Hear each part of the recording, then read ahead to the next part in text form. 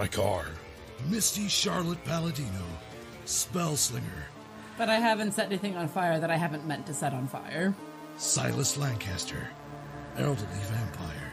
They broke the mold when they made Filbert. Roll for Weird on Twitch, streaming monthly. New podcast episodes every other Friday.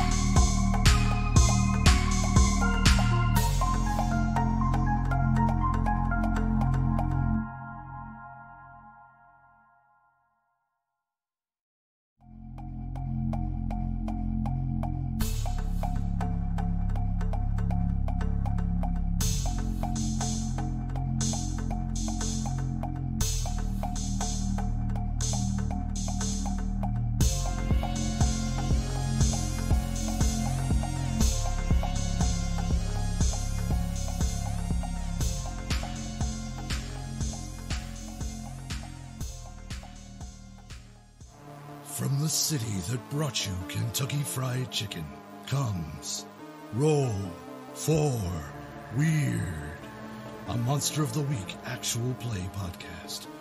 Join Philbert Fogel, Doomsday Prepper and Expert. I mean, I'm kind of like the linchpin that's keeping everything together. Lasath, the Divine. And I still owe him my life, so I would have to end yours. It would be a mess. Shadow, the Edgy Initiate. I trust him with my life. I don't know if I trust him with my car. Misty Charlotte Palladino, Spellslinger. But I haven't set anything on fire that I haven't meant to set on fire. Silas Lancaster, elderly vampire. They broke the mold when they made Filbert. Roll for Weird on Twitch, streaming monthly. New podcast episodes every other Friday.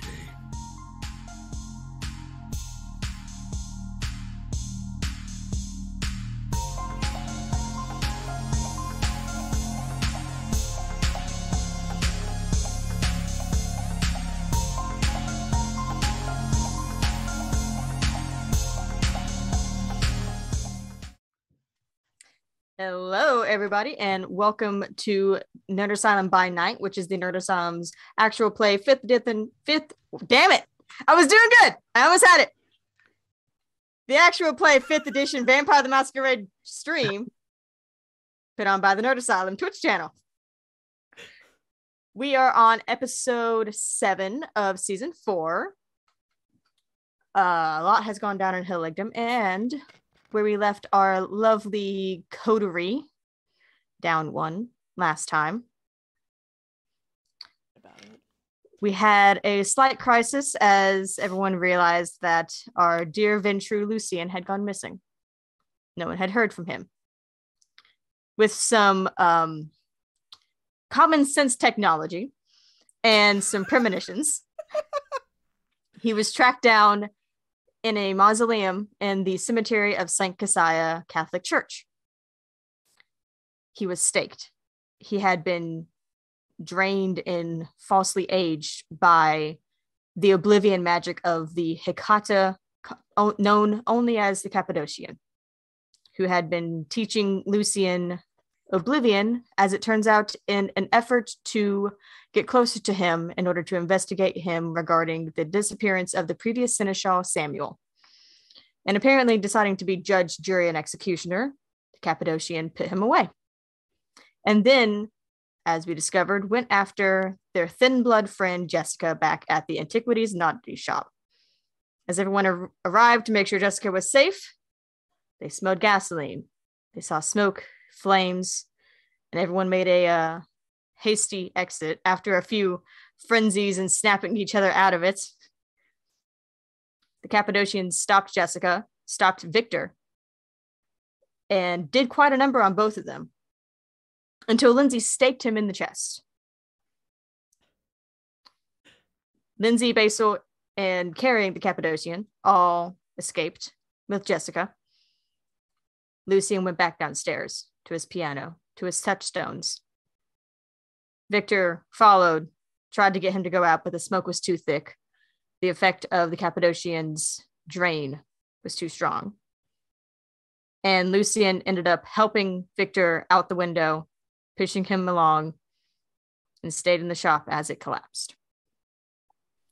With sirens on the horizon, they climbed into Victor and Basil's cars and made a beeline for the dive, which is where we're opening tonight. Same night. Mere minutes, really, after watching the Antiquities and Oddity shop go down.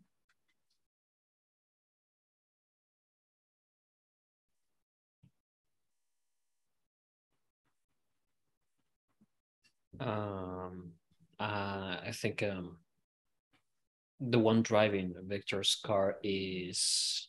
I think you'd Jessica. You'd given the keys to Jessica. Jessica was driving, and we had the Cappadocian in the trunk. That's right. Yes. And he would just indicate her to follow them and park in the nearest alley there. Mm-hmm. And as much as he would like at this moment to get out of the car and end that creature, he's just still fighting with whatever it was done to him. You are barely holding it together at this point. You're leaned back in the chair of the passenger seat of the car. Your limbs feel weak. Your esophagus and your lungs still burn with the smoke. You don't know what he did, but on your arm, you see there's actually like black veins that come from where he had grabbed you. And Jessica has it on her throat as well, though not as prominent. And she seems to be in a better state, but she doesn't say anything as she drives you following Basil and Lindsay in parks where you indicate. The parking lot of the dive is empty, as it has been since Pop closed it down. There's just a lone street light casting an orange glow over the empty but not derelict building after Lindsay closed it up earlier tonight. Lindsay would have told Basil to park behind the dive and would have texted Victor the same thing. Relay that information to Jessica, just like showing the message, not speaking. She nods and follows. As soon as we all get to the back of the door, Lindsay is out of Basil's car. And she goes to the trunk, hitting it, not hard, but like to tell Jessica to open the trunk. Victor would see that Jessica kind of jerks a little bit when Lindsay does that, and she kind of fumbles around to try and find where it goes, and then I'll help her on that and just say, go and help them. Are you? Do you need help?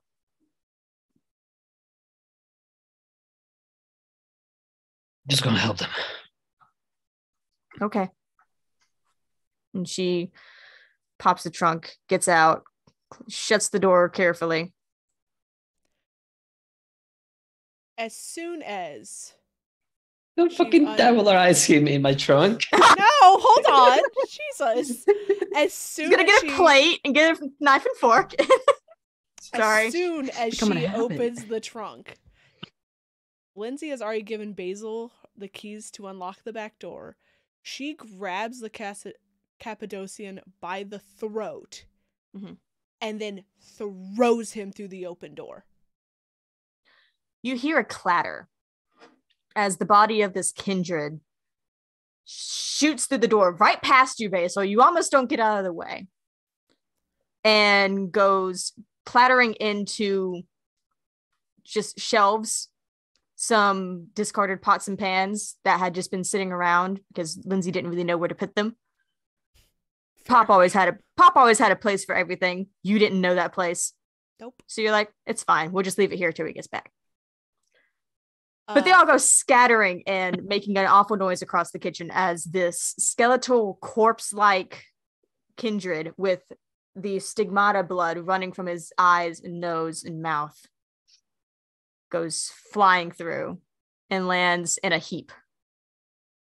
Lindsay walks very purposefully into the dive over to him and without even thinking starts to drain him. All right. We've done these rolls already. Mm-hmm.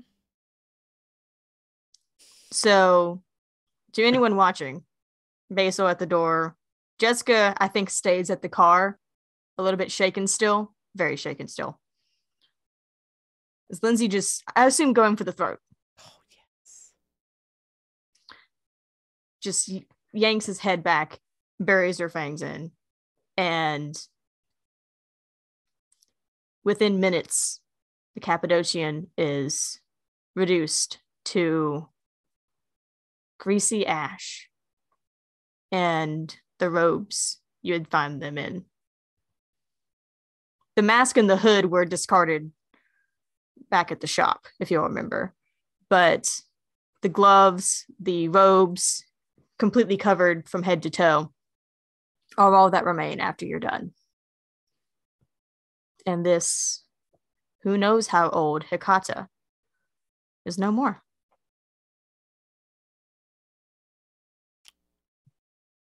And you're left From the in doorway, Basil's just like,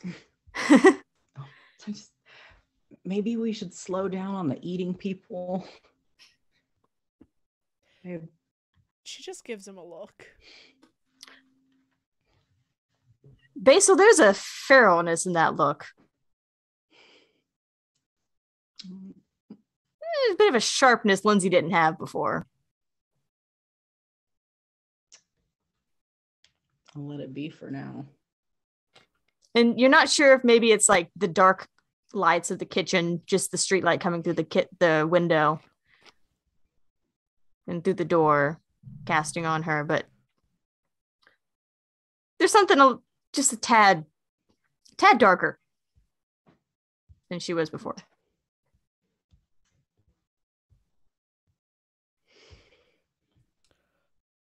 You hear a very hesitant chunk of the trunk of Victor's car. And Jessica walks around and opens the door for you. I'm going to go kind of kick the body like under the bar and it's not a body, it's a pile of it's a pile of ash and some robes. Kick it around. It kind of because this was never here. It's in the back, so it's like in the kitchen. So you kind of like kick it under one of those like metal kind of tables. Pop is gonna be so mad. Just don't want Jessica to see. Oh yeah. I will go out and help Jessica with Victor.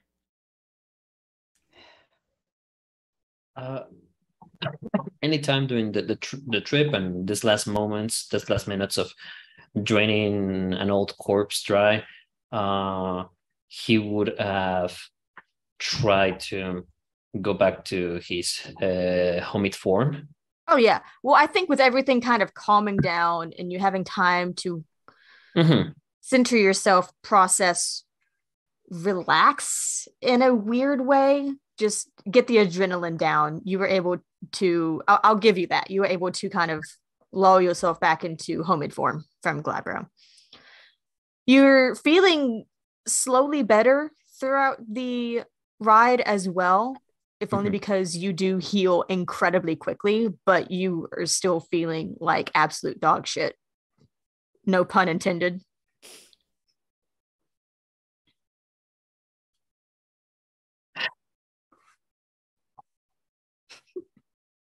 I lose like at 1 point of rage. Storyteller induced rage. God? Yeah. Yes. God? God made a werewolf pun? What? Is that mean of that like tiny dog just like God? It's looking up. Yeah. I feel that he will at first try to get out by himself, and if he's struggling, he's trying to maintain a pose like I can get up by myself. I'm not sure how capable he is at this moment. He's trying. I like to think that you're like Jessica kind of like holds out a hand for you to like hold on to, and you're kind of like, no, I'm good. Kind of push yourself up and immediately stumble. Yeah. And that's when Lindsay comes out to help Jessica kind of catch you. I'm gonna keep an eye out around the bar and just like I'll go back to holding the door open if we can get Victor inside. And give me wits and awareness.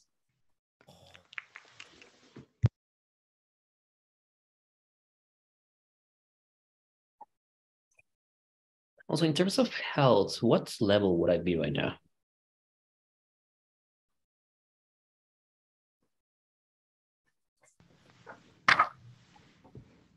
Like, okay, so here's the thing.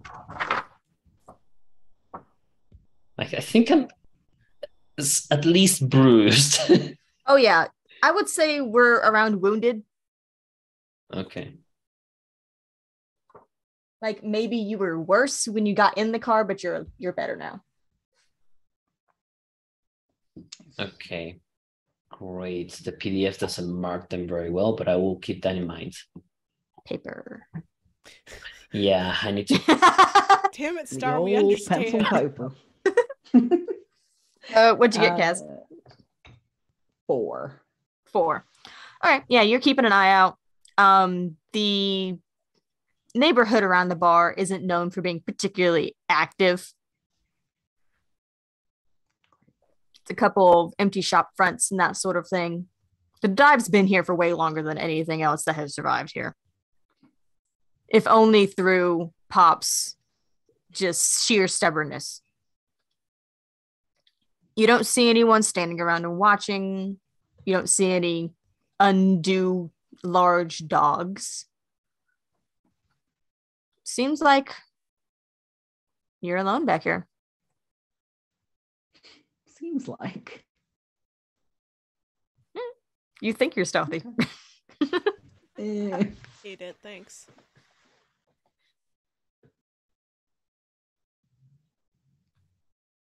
So, Lindsay, do you and Victor go inside with Jessica? Yes. Okay. She closes the car door behind you two, locks Victor's car, and then make sure that the two of you get inside. And like as soon as you guys are inside and like it looks like Victor's kind of stable, whether like either standing or maybe leaning against something, she kind of like finds a wall and just kind of slides down against it. I'm gonna go over to her and like gently just take her shoulders and be like, "Are you okay?"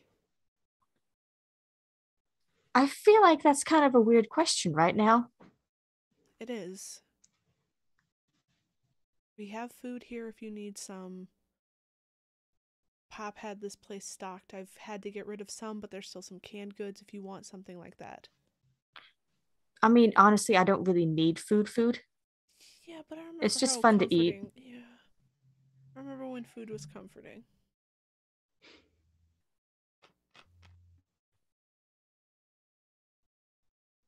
That place is really gone, isn't it? It's really gone.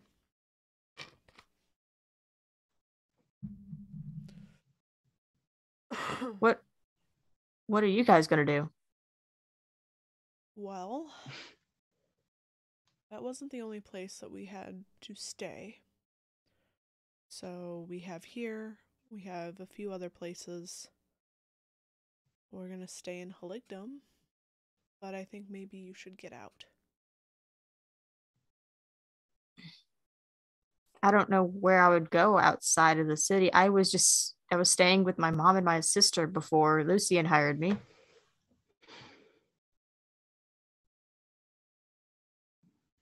Uh, Where we've would you been want to go?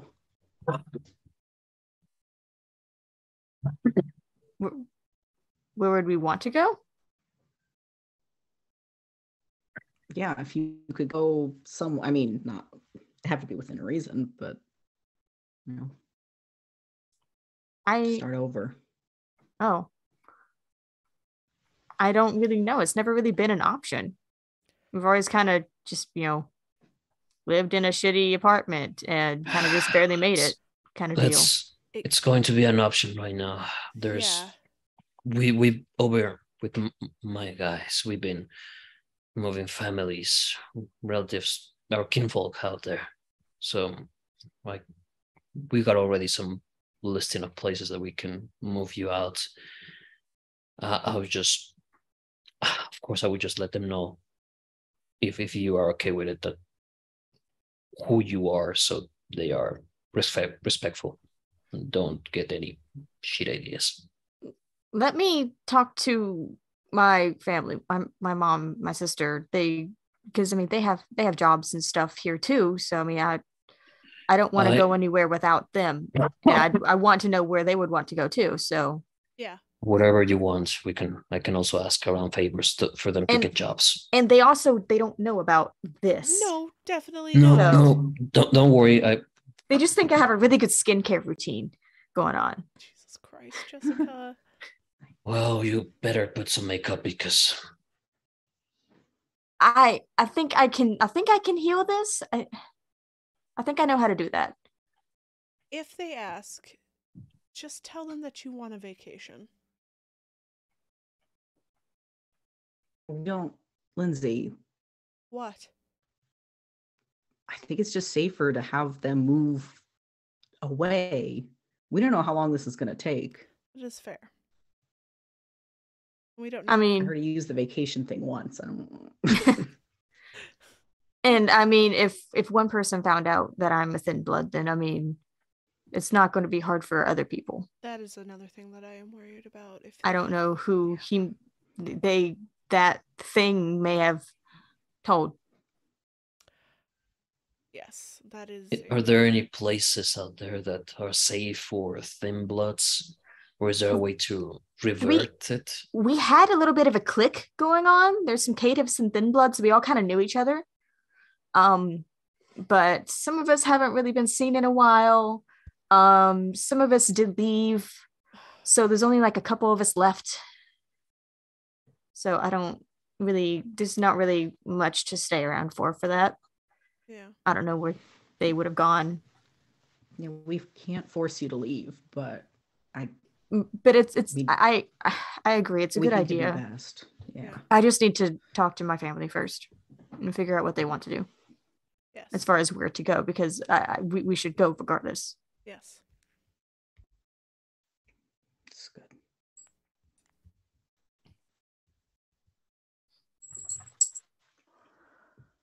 Is it okay if I stay here tonight, though? Yes. Is this place safe, Lindsay? As safe as it can be. As safe as anywhere else in Haligdom is safe.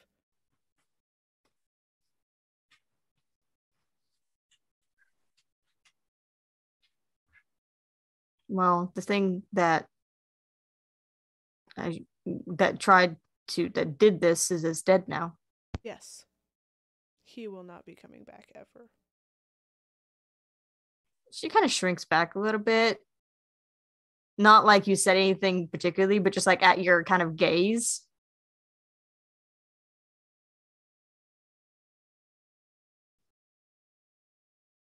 Okay. Yeah. You know what? You guys got booze, right? So much booze. I think I could go for a drink. What kind do you want? I'll make it for you. Let me go look.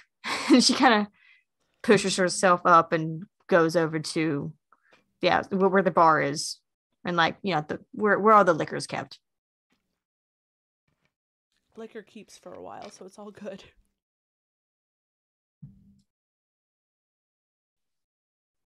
All right, Coterie.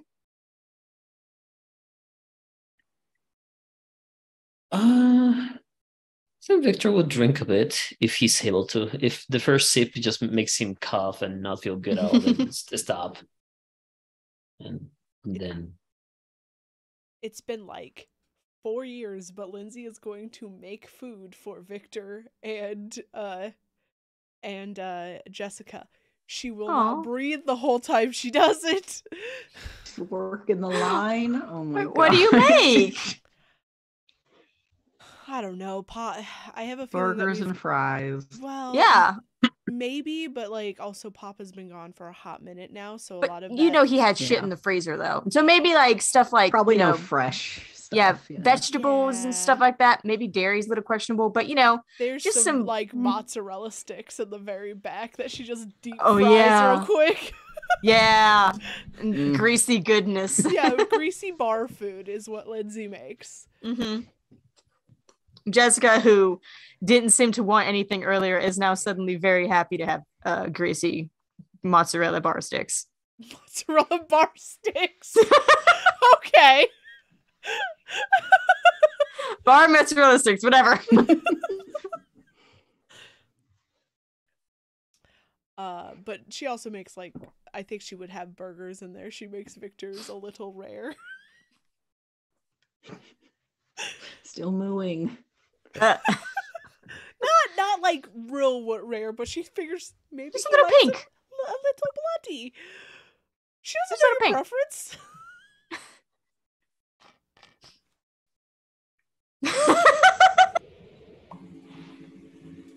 She would not have done this if Victor was fully well.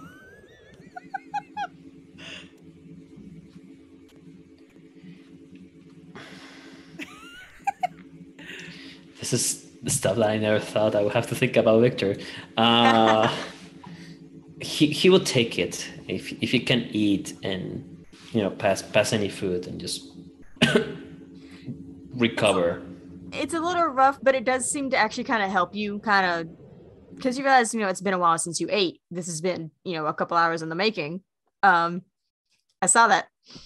And so it's actually like, it kind of helps settle your stomach to have some food on it and help you kind of recover and heal a bit better. You have very high metabolism and requires a lot of food. Yeah, he'll start slow and then eat with more eagerness as he's feeling better. Yeah. I'm still not sure what he thinks about the medium rare burger. Like, here's the thing: he grew up as human, so I think it's fairly like humans eat medium rare stuff too. Yeah, so, no, I mean it's entirely possible. Yeah, Normally not burgers, but like A little pink, some people like those a little pink. So you guys decompress, process, eat some bar food. Are we doing anything in particular tonight before splitting ways or hunkering down before the sun? If Lindsay seems to be in a better mood, Basil's going to bug her again about let's stop eating people for right now. Another look. He looks back. He killed our friend, our family. Yeah, I know, but it's not revenge. I don't know. I've been around a lot longer than you, and I haven't eaten people completely. Okay, hold on. I was about to say I've only eaten one person, but I've only eaten one person and a kindred. I don't just go around eating people. And it's been months between those two. And one of them was purposeful, Months. the other one was not. Okay, well, no more purposeful eating of anybody. He holds out a fist, like a fist bump, like Crush his hand. No, I'm just kidding. grabs and just. No, I was thinking you grab it and you put it in your mouth and you start to eat basil. The very idea. I think she will grab Basil and kiss him. Kiss her back. I'm still mad at you. But I'm glad you're alive. Well, you're undead. Alive? All right, we're not doing this again. It was like 20 minutes yesterday. Yeah, me too. No more eating people. I can't make any promises. There's at least one more person on my list. Actually, he was supposed to be the only person on the list. This was a kind of a surprise. Okay, well, you can kill him, but don't. Just don't eat him, please.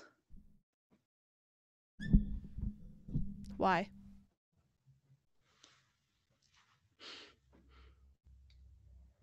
You know that thing they say in the Snickers commercial? You're not you when you're hungry. Well, this is kind of the opposite. Looked a little spoopy.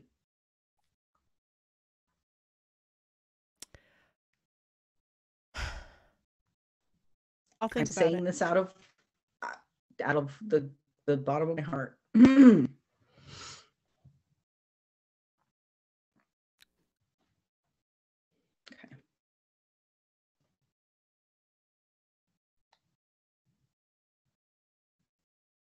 Lindsay, your burger's gonna burn. It's gonna walk out. What the? Oh, Grab Basil. What? No, don't, Pull him back in. don't eat people. That's it.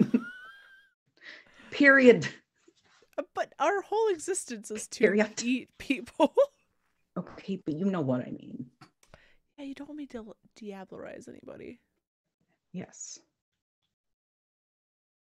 Can't make any promises though. Slay, girl, slay, but don't eat. I can't make any promises.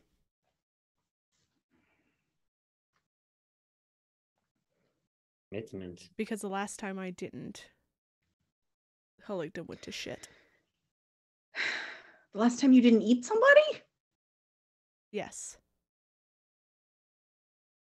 I think that's exactly how it all goes together, but sure.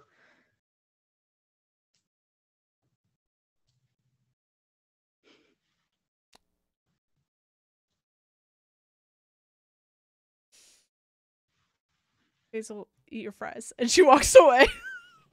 I can't. Throws fries at her as she's leaving.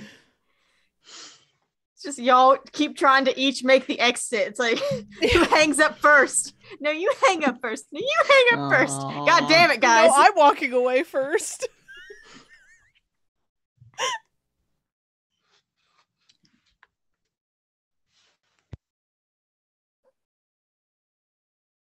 All right.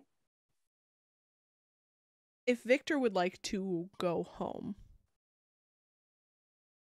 Lindsay would take him. And we would bring your car back at a later date. But we would make sure that you got home first.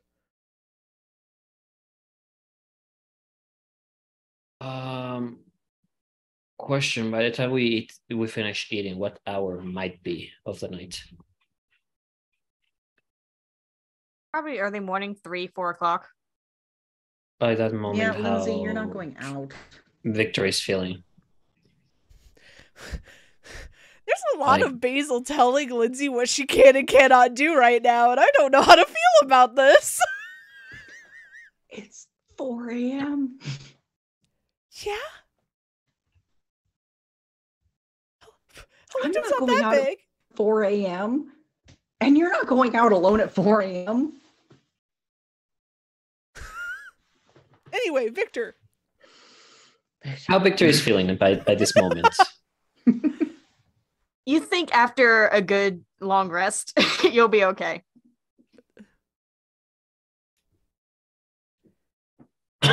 Lindsay can also And set he's- up cots here.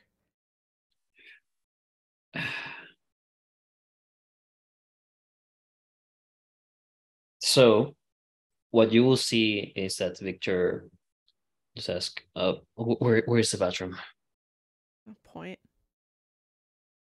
Okay. He begins unbuttoning his shirt as he go to the bathroom. It's one of And- those shitty bar bathrooms. When you say shitty bathrooms, can you describe it? Because I have seen some shitty Okay, like so club it's not- bathrooms. It's not like, oh dear God, I don't want to touch anything and I feel like I need a hazmat suit kind of bad. No, because Pop kept it But- clean. It's old. So, in the corners and stuff, it's a little grimy looking. There's stickers and writings and markers and all kinds of vulgar stuff all over the walls and on the one cubicle that's there. And it's clean, but it's that kind of clean that doesn't quite look like it's clean because it's an older bathroom. Mhm. But is there like a door that I can enter and no one would see inside? Yeah. Okay, so he goes in there, doesn't fully close the door. I just like press it. Okay. Hold on. Okay. There's reason. I'm interested to see where this is going. He would don off all his belongings and Okay. take his time to turn into lupus form. Okay. And he would leave the door not closed because obviously a dog can't just open the I mean, I don't know. I've seen some dogs do some dumb shit. Well, I don't know how the door is. Like I like if it's just like a normal handle, If it's it's like the this. circle one, yeah, you'd have Yeah, some. But you can nose it open. Yeah. So just that. And after a while, the door opens and he comes out. His belongings in his mouth, just walking out, drops its like. I like to think that you wrapped everything up in like your shirt and like tied it Mhm. together into a nice little Mhm. like bundle before you Mhm. changed. Mhm. So you just see Victor with a little doggy bag. Victor, I don't think going into the bathroom was necessary. We have all seen your ass. What? We have Well, seen yeah. you fully naked. No, this is Jessica. Like, I know I have. No. Oh, that's fair. Oh, sorry, Jessica. I thought you were asleep. You're cool, but I don't know you like that. So like Oh, We didn't mean I'm to make sorry, you you jealous. missed on the fun. Yeah, it's just. So That's- honestly kind of cool though. she's Lindsay gets down to eye level with Victor going, "You didn't answer my question before you turned and did this.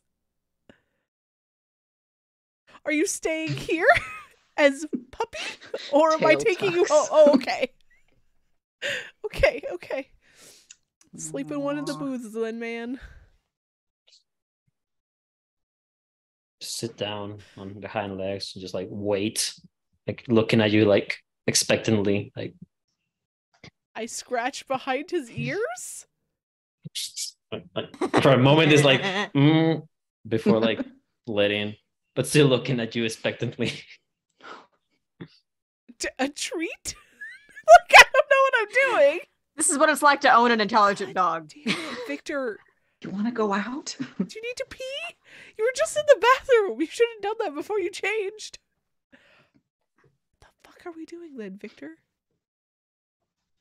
Sleep? Oh, okay. Well, it's not time for us to sleep yet. We're getting there, but... Oh, I think he wants to know where to sleep. Oh, yes. Okay. I will lead everybody down into like a little cellar area that Lindsay has kind of made up into a room. Yeah, got some cots, got some blankets and stuff. Yeah. It's not great, but it will work for what we need it to do. Imagine like maybe your guitar's down there too. Yeah. Yeah. she would have made sure all the doors were locked. Oh yeah. And when you went around and locked all the doors, I would imagine you also did a little bit of a perimeter check. Oh yeah. Nothing seemed off. Good.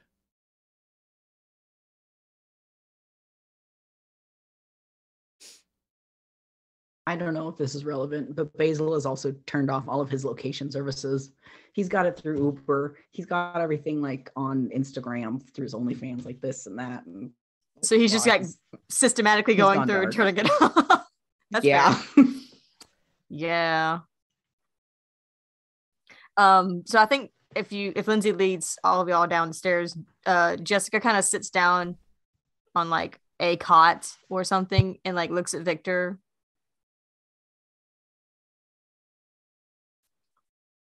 I don't know if this is okay to ask, but can I pet you?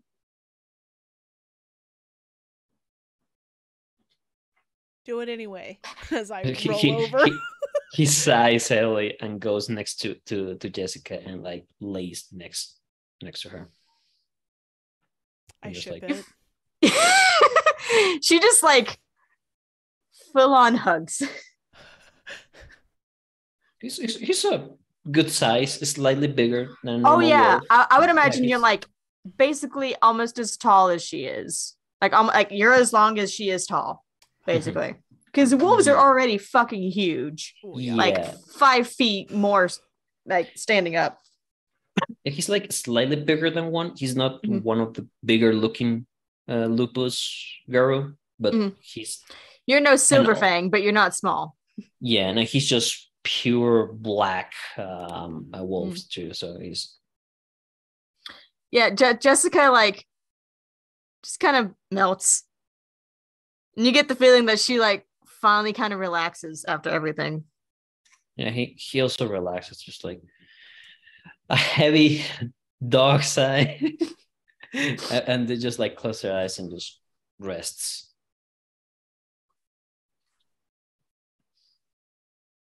All right. Anything else before dawn? No. The sun rises.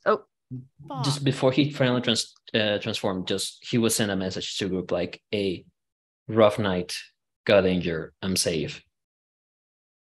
We'll send message in the morning." Okay. Sleep. Yeah. Sleep now. If it wasn't specified. In all those the cellar. All that order of words in that message, in just one single message, and just. They also use the Find My Phone app and find Victor in the basement with a bunch of corpses, and they're like, "What the fuck?" If it's Garu, they know what he's been doing. Oh yeah, they just might be a little bit like, "What you doing with that leech over there? Why y'all cuddling?" It's been a rough night, man. A rough night. Don't judge me. So, the sun rises. Lindsay and Basil are dead to the world. Jessica is not. However, she's basically in day sleep with as hard as she's resting. She doesn't fully have a schedule that she must adhere to, because being a thin blood and being able to be a day walker. But when she sleeps, it is like sleeping with the dead. She does not move. She doesn't like vice grip you, so you can't move. So if you need to get up, Victor, you're not trapped. Ah, shit.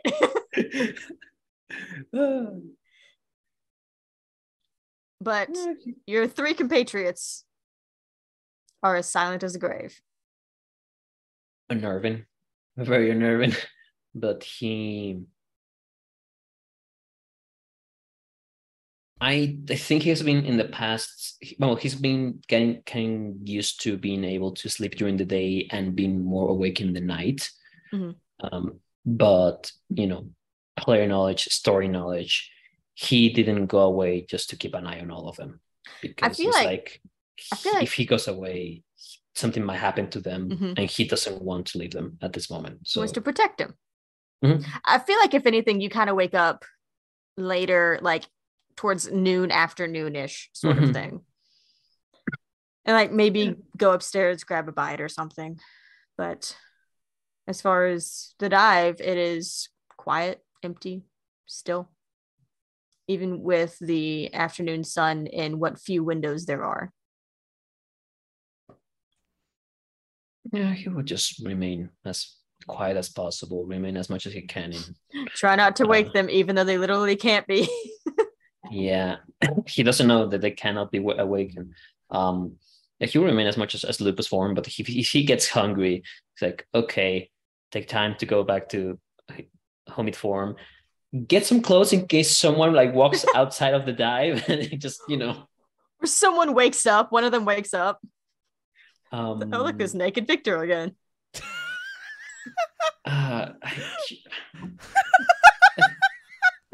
No, he would just put pants and shirt, just lazy over just whatever, just to be decent for Jessica, because he just steals one of Lindsay's dresses. No, he has his clothes there, and also a robe, like a robe, the saucy robe thing, an open Lindsay robe. Wakes up and goes, "The fuck." Dude, that's mine. I do have a question. Not for you, for the other two. Oh God. Okay. Do Lindsay and Basil sleep on the same cot? I don't know, Lindsay, do we? How mad is Lindsay? We made up, kinda. I think after losing Lucian, he would have laid down, and then she would have laid down next to him, but with her back to him. Oh, yeah, you're the little spoon now, bitch.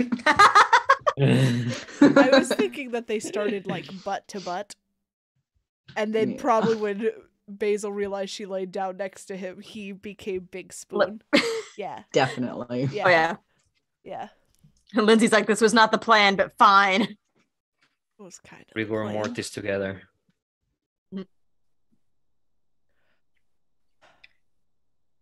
Eventually, nighttime comes, and your friends stir awake. Jessica being the first one awake. She's had kind of a weird sleep schedule, being the sole runner of the antiquity shop, but also usually being awake when you guys are there. You realize you're not certain when she slept, but you're also not certain if she needed sleep. But this time she does sleep very hard and wake up probably somewhere around 6, 7 in the evening. It's getting darker earlier now that it's late autumn, getting into winter, which means nothing in the southeast of USA. Question. From that time frame, has Victor gotten from wounded to injured, or I would say with all that time and also eating, you are basically back up. You had a long rest. You had a couple meals, assuming that you went and kind of raided the fridge. Yeah, I did, and as it was like getting a bit later, he would cook something for the only one that eats a part of him, and just have it like there and ready to heat up in case. Yeah, and Jessica comes up the stairs and you hear her kind of come out of the secret entrance, ? Nondescript entrance. And she kind of pokes her head out like, "Oh, that smells really good." All yours. Made some for you. I know the other two don't eat exactly, but really? I mean, I don't know if you. No, I do eat. I don't have to. I probably should. Oh. The blood I was using for my coffee was there. I could offer my blood, but I think that it does make some of you a bit like, it's like strong caffeine with cocaine in it, for what I saw on Lucian. And honestly, I'm sorry. It just Lucian Werewolves was one have time. cocaine blood. I don't know Is exactly this what I'm hearing? No. It's just that I once gave blood to Lucian because he was, almost out, and he came back very violent. So I'm not sure if that's just because he was almost out of commission or that's what our blood does, but maybe I should not. It's kind of a weird. So here's the other thing. And she like points out her mouth. I actually don't have fangs either, so it would be really weird. So I'll just stick. I still have some back at my mom's place, but I'll just wait. But thank you for the breakfast dinner. No, dinner is just dinner. It will be dinner. What, DB? Jessica's just hiding blood at her mom's house. Where the fuck did she hide it? She hasn't lived with her mom in like what, 2 months? Something like that. She's been living with her mom since she turned into thin blood. So it's been like 9 years. So she has systems. I just imagine her getting there and the blood is bad. 2 months. I mean, if necessary, No, it's okay. But this looks great. Thank you a lot. This is awesome. I haven't had anyone actually cook for me in a while. Never. Lucian never did that. I mean, other than last night, DB. Other than last night. She just complete mind wipe, forgot everything. Lindsay walks upstairs to that and goes, "What the fuck am I?" Oh. No, that was last night. Oh my god. My brain is still fried. It was a long night. A lot of things happened. It's all right.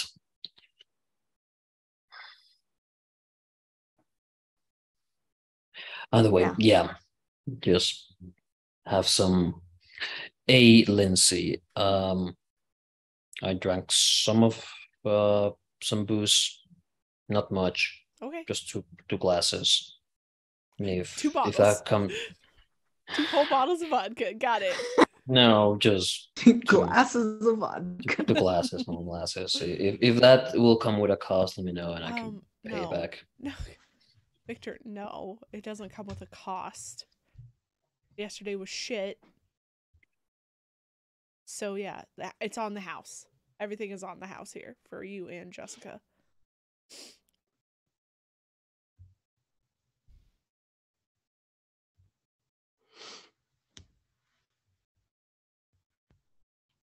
So, what now? Well, I should go home. I'm sure Mom heard about the shop burning down, probably. Oh, fuck. We didn't live super far away. Do you need to call her? My phone died. I hand her mine. Yeah, I mean, I'll if you guys can give me a ride, I'll call her on the way. I go. I'll take her. Oh, okay. Let's all go. Well, then we'll have to wait a bit longer before. There's still some light outside. No, if they're awake, okay. then there's no light. They do not wake up until there is no light. Oh, fascinating. Good to know. Yeah. Okay. I mean, I guess we could all 4 go. I don't want to freak out Jessica's mom more than she probably already is. As long as you guys stay in the car, that's fine. Just don't go talk to her. I'll just go inside. It's fine. Honestly, yeah, I should not be getting near a more human, by the way. What? Just stay in the car. We're not I'll just splitting say, up. We're all going. Let's go. No, like I'm saying, just drive. I kick him in the ass. Jesus, Basil. All right, do you guys? Let me just get fully dressed up. Yeah. All right, so you guys all get dressed, pile into the car. Yes. Lindsay, what's that face? Well, we had talked about something happening before. What's that? With Gray. Remember? Not yet. Okay. Oh no. Oh, that I assumed that you were doing that in the week that you were not with the coterie. Oh, that's fine. That's what I wanted to make sure of then. Okay, that yes, works. that's already happened then. Okay, Sorry. cool. I didn't know. I thought you were talking that about a was different happening. thing. No. So yeah, that's a different thing happening for Gray. Yeah. No, that I was assuming happened while you were apart from the coterie. When I was pissed off at Basil Gotti. What's happening with Don't Gray? worry about You'll it. find out. You'll find out. Why is all of Look, just the three of you guys just get together. Is Gray mad at me too? Yes. Oh my- He found out. Oh. Listen, Lindsay was talking About mad what? shit, and Gray is now like, what the fuck is up with this guy? So why are you lying? Why are you always What am I lying about? What do you mean? What are you lying about? Don't just. Yeah. Anyway, in the car, taking Jessica home. Do you need us to roll a certain thing? Yes, that's what I was about to get to. Oh, I'm so sorry. I need to Because- stop my face. Lindsay, you're starting at 0, so please roll me hunger. Basil, I have from last time, you were at 3. Oh, sweet summer child. Yes. You need to eat. Did I not sleepy it off? Am You I don't not? sleepy it off. You have to eat it off. You have to nom it off. Yeah, you no, need- sleeping makes it worse usually. So I need both of y'all to roll me hunger, rouse checks.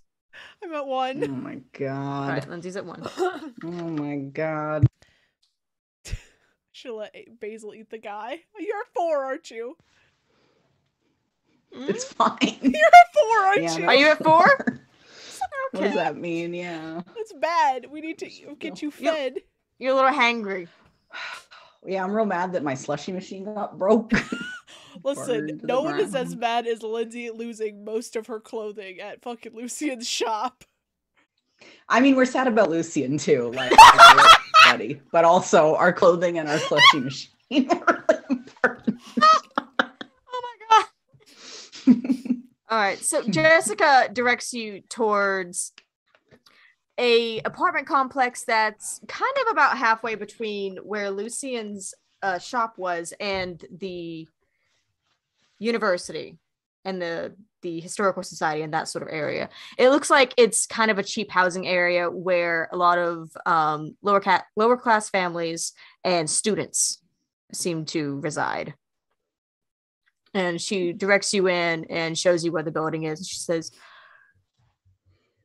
"Okay, I'll as soon as my phone is not dead, I will text you guys. And I'll let you guys know what we decide to do. I have a lot of explaining and convincing to do."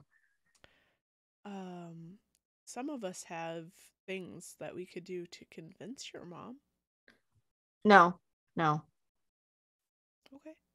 I mean, I can do it.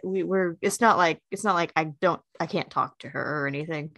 It's just going to be kind of a shock. Okay. But Just saying. if we don't have to worry about the cost of it, then I think it'll be easier. Yeah, no, you won't have to worry about that. Okay. Thank you guys for, everything.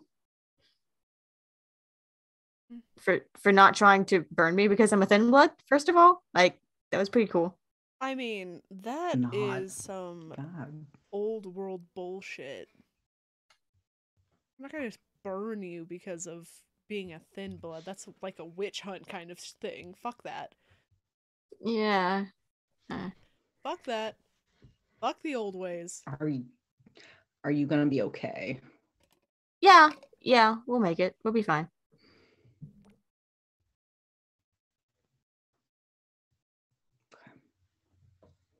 Are gonna you go guys home. going to be okay? Probably. Halfway through the question, Basil hugs her. Oh. I feel like you guys are like almost on death's door every time I see you. I mean, we're dead, so like, I don't know what you're Okay. talking about. Yeah. We They are technically always on death's Line door. dancing. Line dancing with death. Sometimes it's a tango. Sexy. Okay. Give Basil a look. I do like your looks. I don't remember. Get Go along. on, Jessica, before these two begin. Like, thank y'all. Be fucking safe. die. Like, I'll think about it. at least like make an effort. Trying. No promises. Trying. All right. I'll text you guys. You need anything, don't hesitate. All right. Oh yeah. She turns and shuts the car door behind her. And you We're in guys, the same car. I would imagine so. Okay. Crazy. As soon as she closes the door, Victor would just mention to the group,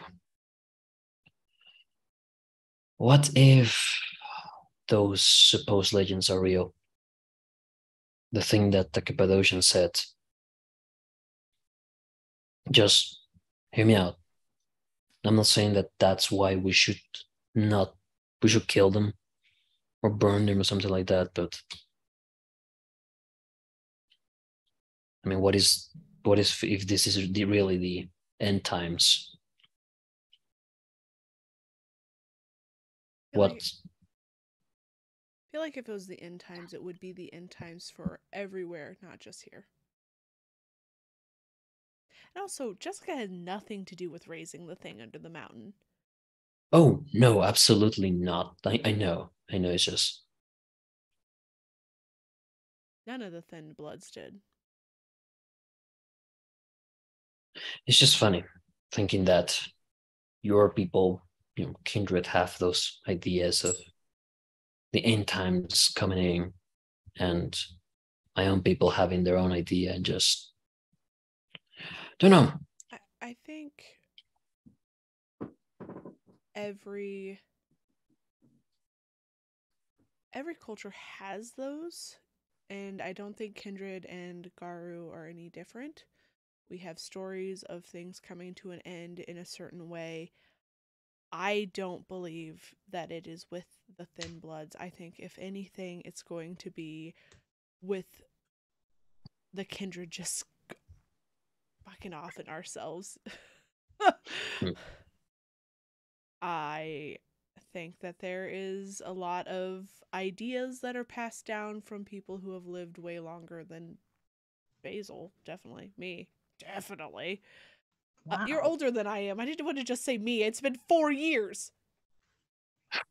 But I also don't know those legends because, I didn't have somebody that really taught me anything. But at the end of the day, I don't believe in one certain type of people is going to end the world. Religions have thought that forever, and it's not what's happened. It's fear. Yeah. It's fear of the unknown, and the Thin Bloods are unknown right now. If it's the end times, let it die. Come on. If it's the end times and they're the reason of it, we can't do anything about it. Killing them off is going to do what? Have more rise against the ones that are killing them off? Oh, that's not going to solve anything. I get what you're coming from, Victor. And I think it's also interesting that the two cultures have that end time thing. I don't know what to call it. Like, I don't know. I mean, species. it's just, don't know. Yeah, I understand.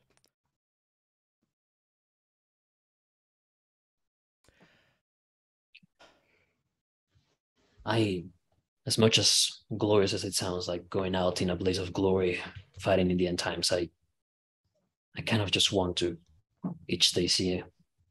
Yeah. Is your like? Is it like unsensible for me to say, seeing a new dawn?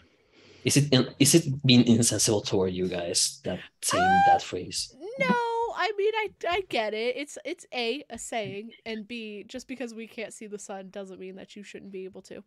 Also, so are you telling me that your culture does like a Valhalla kind of afterlife because you said blaze of glory? Like, is that what's happening?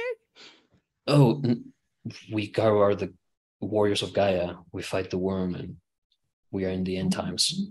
We're kind of losing. Lindsay, it's exactly like that. Oh, yeah. Kind of like that, but it's kind of like that. And also, it's said that the humans are ushering the end times too, and it's related to pollution. So it kind of fucks up things. So it's complicated. So the worm, us, obviously, right? We're the part of the worm situation. So here's the thing: you have the smell of it, you have the taste of it, you have the color of it, but you're not worm as it is. I know that more now that I'm with you and I have smelled you and I have been crazy. But getting very uncomfortable over here, Victor. But sweet in a way. Yeah, uncomfortably sweet.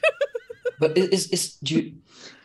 you guys are not with it. You're not creatures of it. Those creatures, those corrupted by it, seek to destroy, to transform, to corrupt, to leave stains of evil in things. But I've seen at least you guys, and I've seen other like you that, I mean, you may have that mark of it, but hell, you're not. You're just trying to live your fucking lives. Yeah, like most people. Yeah, and it's just a fucking unfortunate situation that you're like that. But that doesn't mean you don't have a right. At least I think so. Appreciate it. Though some of you are kind of very fucked up individuals, and then again, it's not like we are. Don't know what you're talking about. Who could possibly be fucked up in this? No, I mean, then again, here the kettle telling the pot about it, right? It is what it is, man. Did I say it right? That phrase? Well, no, but that's okay because we understood. You were very close, though. Yeah. I saw a star's face that I was like. It was phrase adjacent. Yeah. Victor would have said the phrase right. Me not. The pot calling the kettle black. The pot calling the kettle black. I like his expression more though. The pot explaining its existence or whatever you said. The pot telling the kettle about it. It's art. Life imitates art. I love it. I'm hungry. Are we still sitting outside of Jessica's place? Yes, I imagine you guys at least kind of like got out onto the road or something, especially if Basil was driving. I don't know who's driving. Yeah, especially if you're like hungry. Like, just take us whatever, like fucking. Basil had the big boy anyway, so because you were Ubering. Yeah. All right. Let's get you something to eat before you murder somebody. I'm talking about how I shouldn't eat people, but And I'm doing great. I found my center. My chakras are all, So basically, where are you gonna go for food? Have you been talking to Dave about chakras? What's happening? Yeah, no, he's been telling me all sorts of stuff. It's great. I'm gonna tell you something. What has he been telling you? I have all these different stones and stuff, like really. Okay, so we just found out that Dave is real big into crystals. You just said you just spoke that into existence. I know what I did. Okay, make sure you know. Yeah. Basil. Astrology and stuff, Yeah, you said we're nearby like a campus, right? Yeah. Easy peasy. Now I'm just imagining Dave go, oh yeah, that's such a Scorpio thing. I think he would. You're a Virgo, right? Yeah, you have Virgo vibes. You got Virgo energy. I don't know what to think of this. Anyway, you're near Stanley J. Bennett University, so you can head over there if you want. Yeah, let's stop for a bite. Back where it all started. Oh my gosh. Is it really? Oh yeah. Yeah. That's where the porta potty was. That's where the party was. He I takes them around wasn't- slowly past. I wasn't where even conceived they by had then. that incident. They're the porta potties aren't there because where you were was kind of a quad area, and they had set it up for the like dance event that was happening that night. Yeah.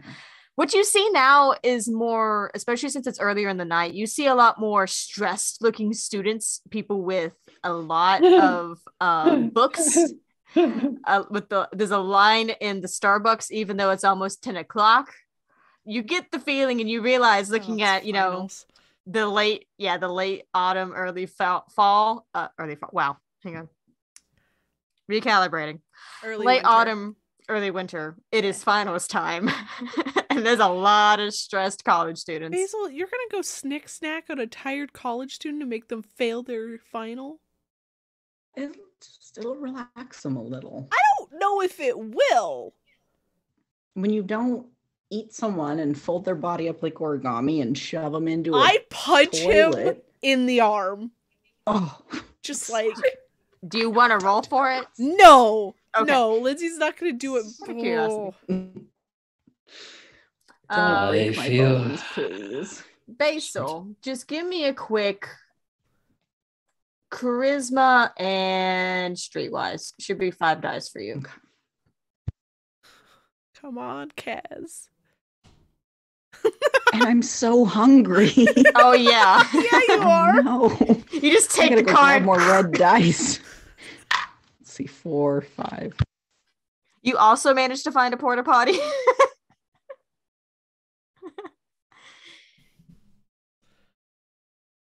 Oh, 5. Oh, nice. Ooh. Thank God for no messy crits. It must be Yet. like late final night or something, but like, the late night study event or something at the library, because there are just students everywhere. You have your pick. A lot of them look so frazzled that you could probably convince them of anything at this point. They're so high on caffeine. Yeah, and it's super Poor easy. guys. Like, Some of Oh, them yeah. are probably it's just almost like high. there's this power in his words, and he's like, "Come on over, fam." Mm-hmm. You look like you could use a rest. Just something to chill out, man. Oh my God, he's luring them to a van with like caffeine. At least it's a college. I don't look that old. It's just weird. It's an SUV. You not a don't look van. that. Yeah. Okay. Big black van. Big black SUV. This is With so no not windows, good. like Yeah. They're tinted. Super tinted. Okay. How much are you taking, Basil? I'm not gonna to kill him. Enough. Unlike somebody. Yeah. fuck all y'all. That's what I heard here. Anyway, are you just gonna go down to 1? Yeah. Okay.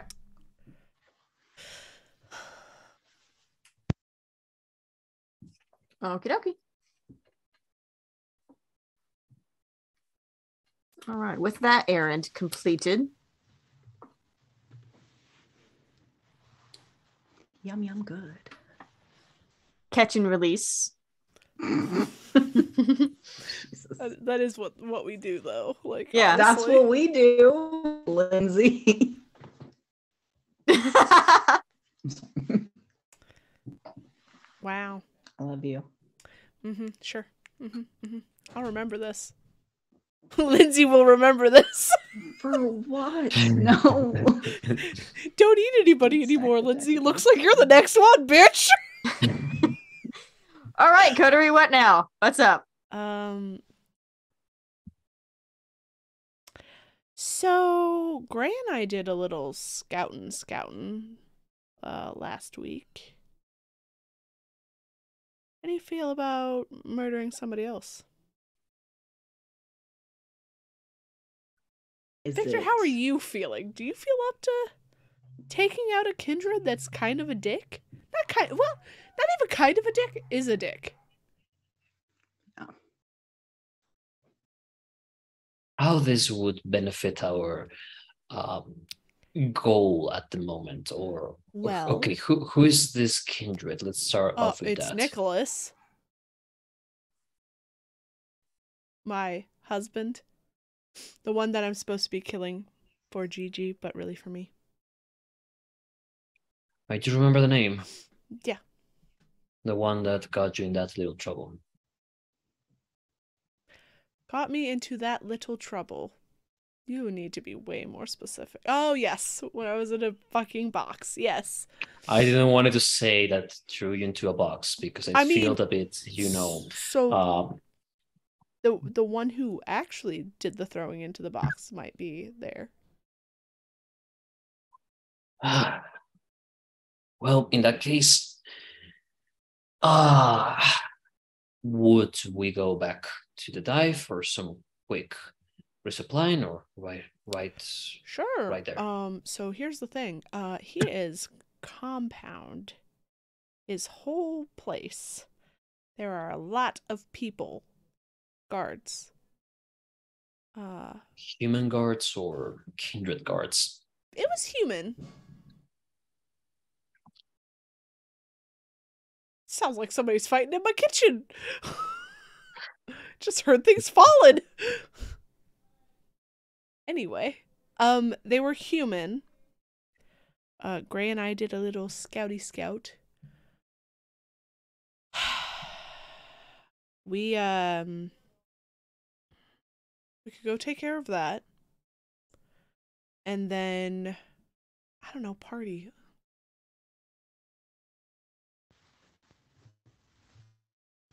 Why you're saying that with hesitation in your voice? Hesitation? What are you talking about? I mean, you're not saying we're going there. You're saying like, well, perhaps, using various words of doubt. Why? Oh, because I worry about you. You were just very much fucked up yesterday. I don't want you to get more hurt. You are my friend.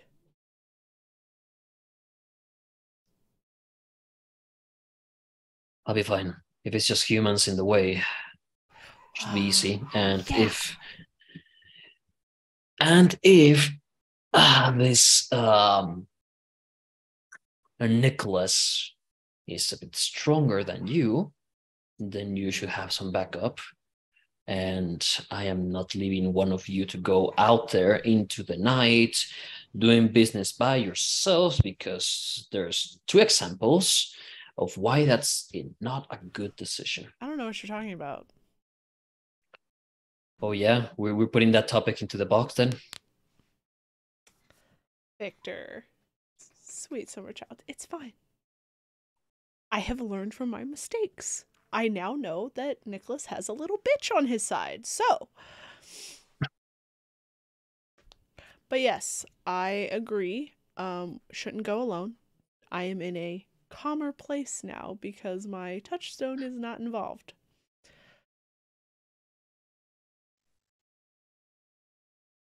Well then, you have done the scouting, so I will refrain to your idea and plan and count me in. I have some frustration to get out. Yes. Though, Nicholas, I know it's Mhm. yours. I'm not doing the final blow on him. Thank you. And probably we were not going to kill those humans. Just No, scare I them had away. not planned on it. They are working for money. I have other ways to get around humans. Oh, same. Yeah, yours is more stealthy. Mine is more let me flaunt some stuff. I mean, I can talk my way in. That's fair. But, let's go grab whatever we need that you may have ready. Mhm. Because it seems to be that you already have some ideas, and then we'll get there. Yeah. So We'll have some Alright. good hunting. yes. So back to the dive real quick. Yes. All right. So you guys turn it around, head back to the south, and make your way back to the dive for a quick resupply. And we're going to take a quick 5-minute break, and we will be back here soon. Okie dokie. Bye.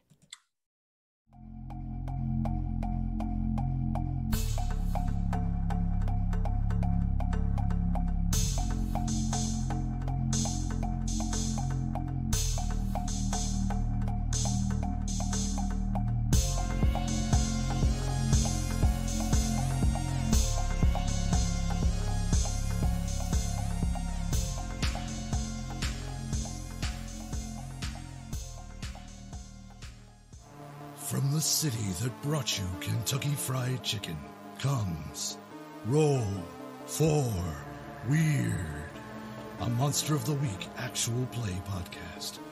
Join Philbert Fogel, Doomsday Prepper and Expert. I mean, I'm kind of like the linchpin that's keeping everything together. Lasath, the Divine. And I still owe him my life, so I would have to end yours. It would be a mess. Shadow, the Edgy Initiate. I trust him with my life. I don't know if I trust him with my car. Misty Charlotte Palladino, Spellslinger. But I haven't set anything on fire that I haven't meant to set on fire. Silas Lancaster, Elderly Vampire. They broke the mold when they made Filbert. Roll for Weird on Twitch, streaming monthly. New podcast episodes every other Friday.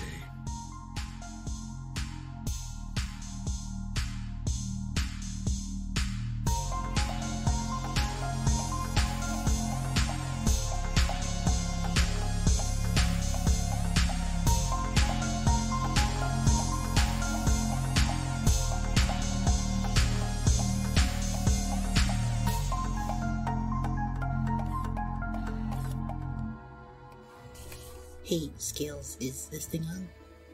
Yeah? Okay. Hello, I'm Asher Flintheart, and if you're hearing this, that means you can listen to the World of Wildevere podcast. You can listen to the podcast on Spotify, Apple, Google Podcasts, and more. The show is me and my 5 friends, Scales and Plaque the Created, OJ the Koboloi, Rhodes the Stone Eidolon, and Ori the Moon Elf. We play a free indie TTRPG called Wildevere, run by the people who write the game and their friends. Watch us travel the magical city-states of our cozy, friendly, and wild world, learning new skills and enjoying a lot of new adventures in a Saturday morning kind of style.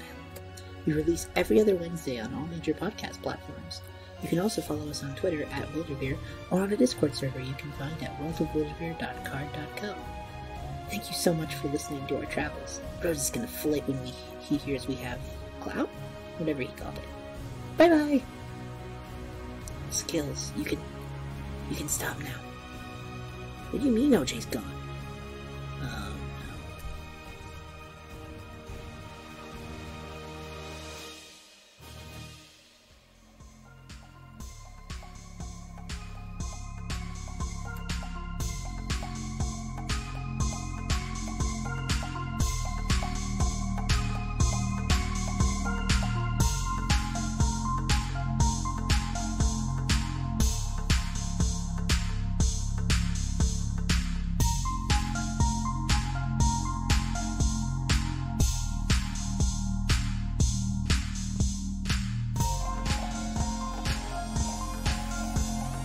What's the Majestic Goose Network? Wait, I've only got 30 seconds to talk about all of our podcasts and streams? Wait, now I've only got 24 seconds?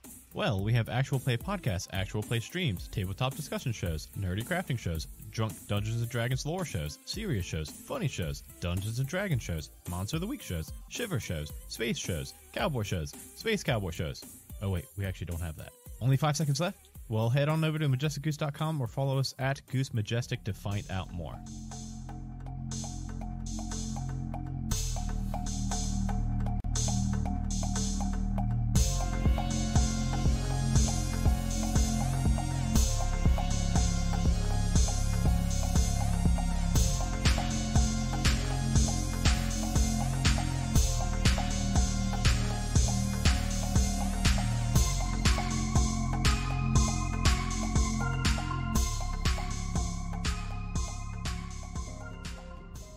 Hi, I'm Cameron.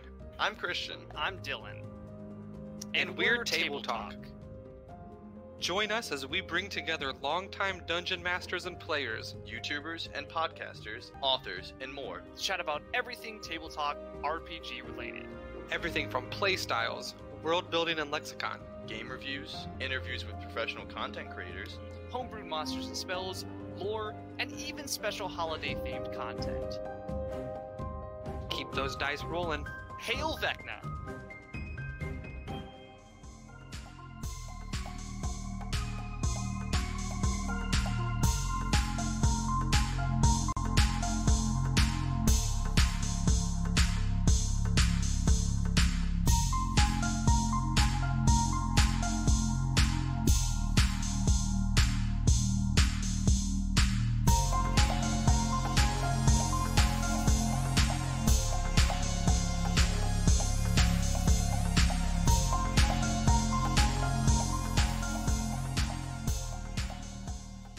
In a world where adventure awaits and danger lurks around every corner, an unlikely group of friends find themselves on the path to becoming heroes. But school will only get them halfway. Merlin, the human warlock barber guy. Oh god, no, I gotta buff his butt! No! Can I refuse business? Ubo, the turtle artificer. Well, it doesn't work yet, but I'm working on it. Ultrex, the discarded warforged paladin. I don't eat or sleep or wear clothes, so I just sit in the corner and wait. And Clyde, the Goliath barbarian in skinny jeans. They're called skinny pelts, okay? Find us on iTunes or wherever you download your podcast by searching for Halfway to Heroes.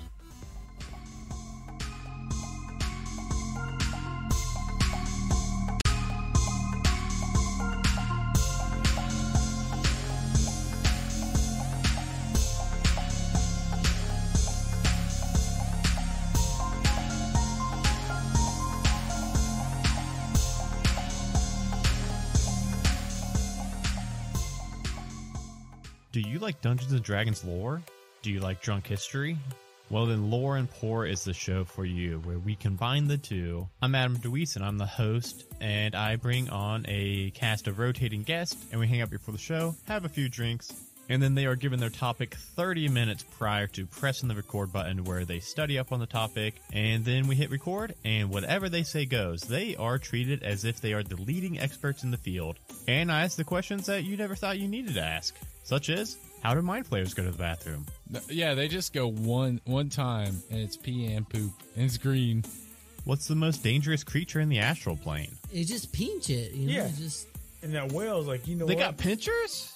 Oh, You don't do even they know have about pinchers? Find the answers to all these questions and much, much more, whether they're accurate or not, on Lore and Pour. You can find Lore and Pour on the Majestic Goose Network and wherever you download your podcast every other Monday right now.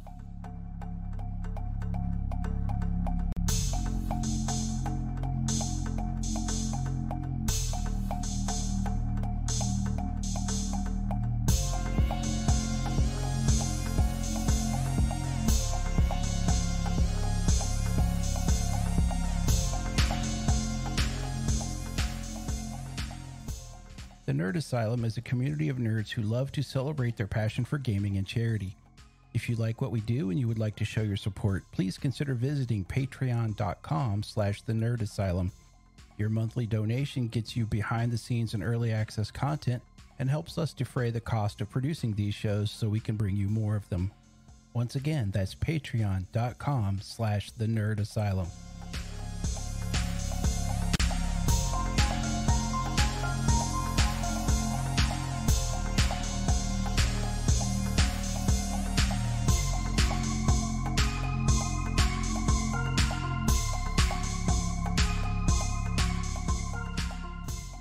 Hello, friends. We hope you are enjoying this production by the Nerd Asylum.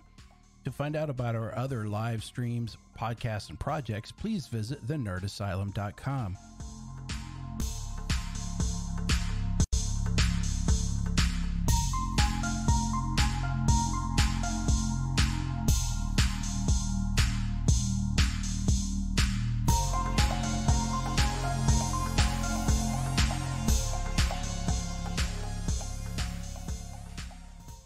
We hope you have enjoyed this presentation of Nerd Asylum Theater.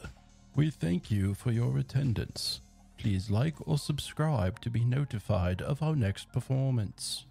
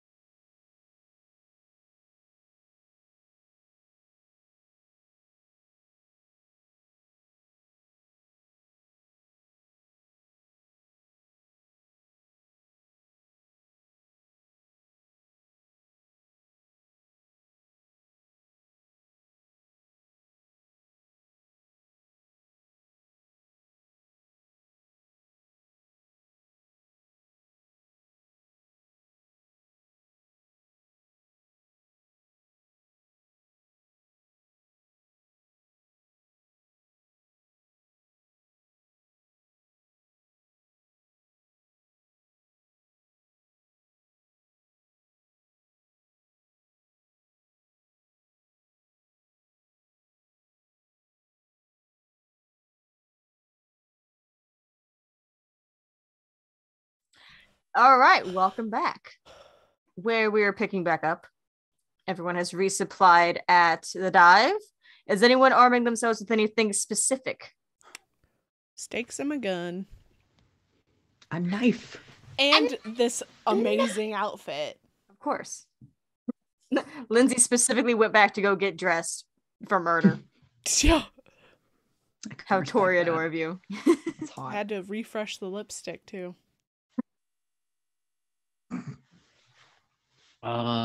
Question. Uh-huh. How many? Actually, no. I think I have that information in the book of how many bullets I will have in my gun. I don't know anything about guns, so I'm saying like I will use the information that is in the book. Perfect. Because I know nothing about guns. Theoretically, you also still have your flashbang because you haven't used that, and you're confident at the dive. Yeah, I have. I should not take that. I'm just saying, it's an option. That's there. Yeah, I'll just grab everything that I commonly carry, like knife, two clips of pistol, one in the gun, another in the belt, well, in me, the two flashbangs. Or was it just one flashbang? I think you had just one. Okay, just the one flashbang, and then if need be, I can just brah. Yeah, that's fair. You can just go blah. That's the thing I always do. So that's what it always comes to. All right. Yeah. So Lindsay directs you to where she knows Nicholas's current haven to be. You leave the city, heading north towards Pine Mountain, actually. But instead of going straight out up onto the mountain where you know the Garu Cairn is, where you know the Renaissance Fair festival grounds, and that damned cave all rest, instead you take a turn towards the east. And you make your way into some of the more foothill type areas. Out here, there's not much. A couple of small campgrounds. You pass a diner called Old Stumpy's. You finally end up making it out where you start seeing these opulent houses sort of dotting the tops of these mountains. And you realize it's one of those that you're headed towards.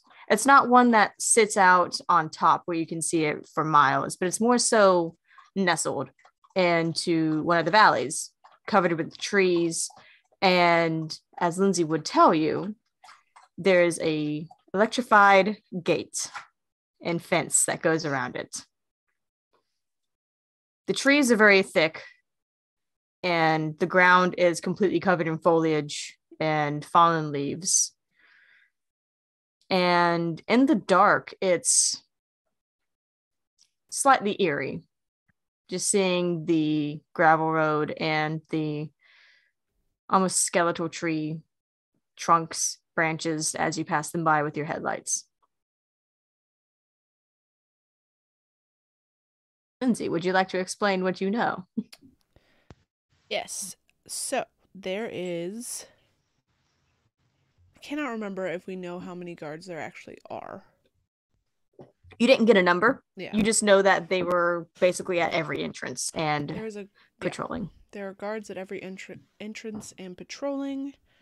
There is like a old door hidden off the side with an ATV, but we could not get into it. And it's so hidden that like none of us would have seen it if it wasn't for Mr. Snuggles. Yes, that is his name. Victor. But I'll explain later. We I think the only way that we can get in is probably through.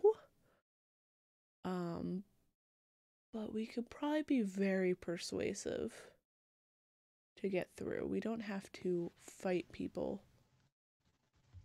But with the gate being electrified, that's kind of terrifying.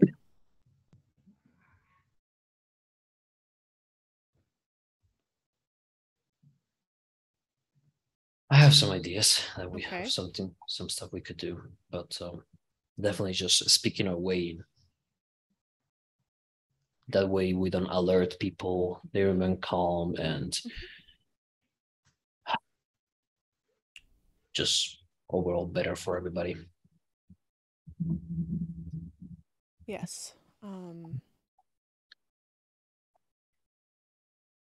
I think.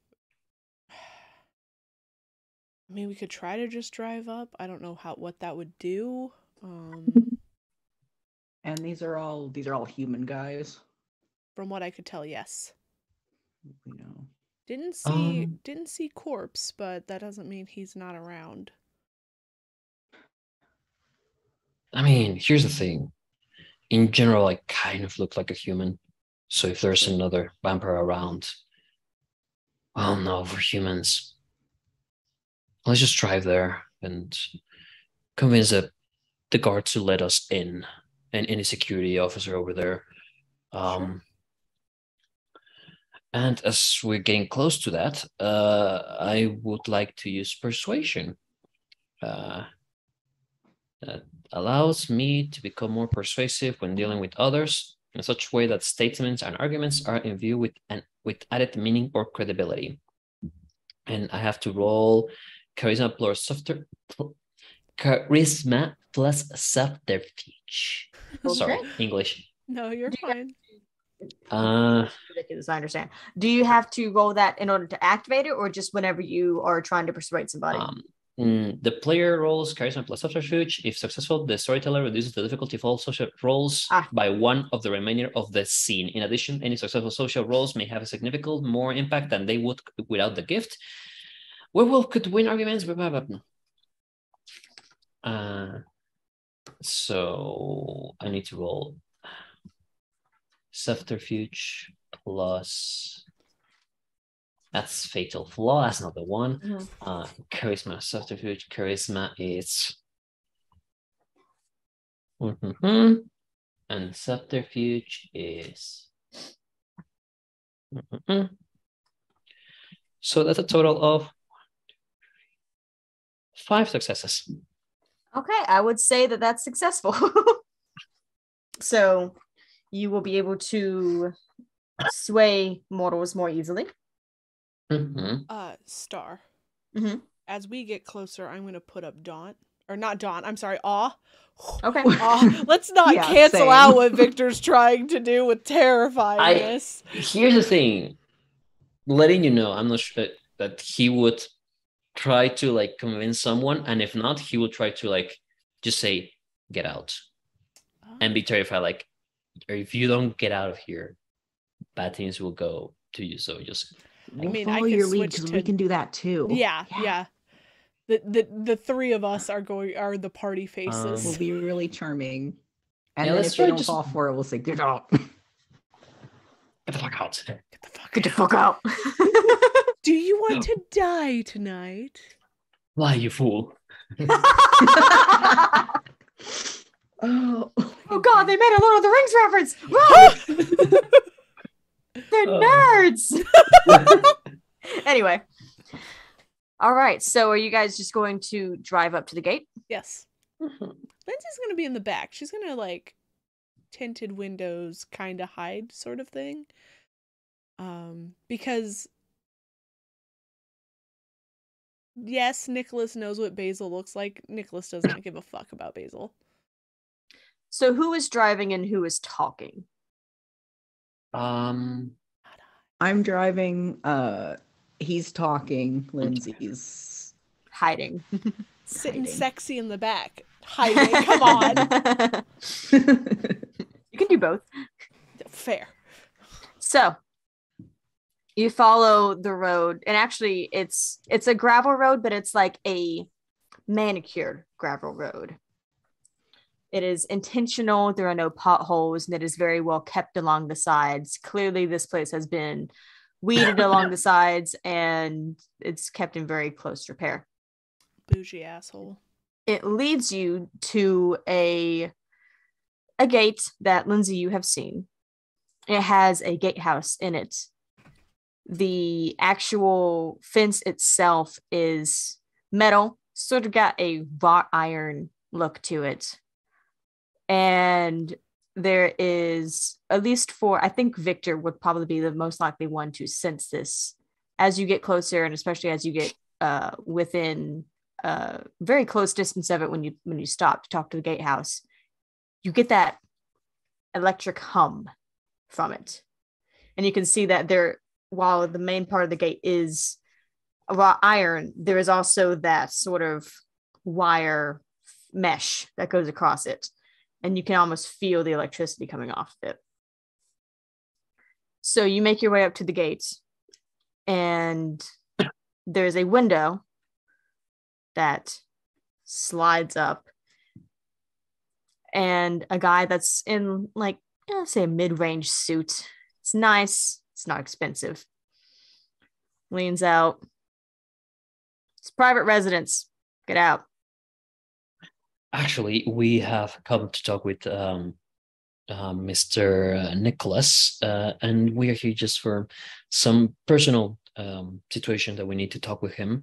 It's kind of urgent, and listen, I know it's late, and we already talked with him through the phone, but we didn't clarify the hour because we had to be moving here and out of the city, and we have the chance right now to go in.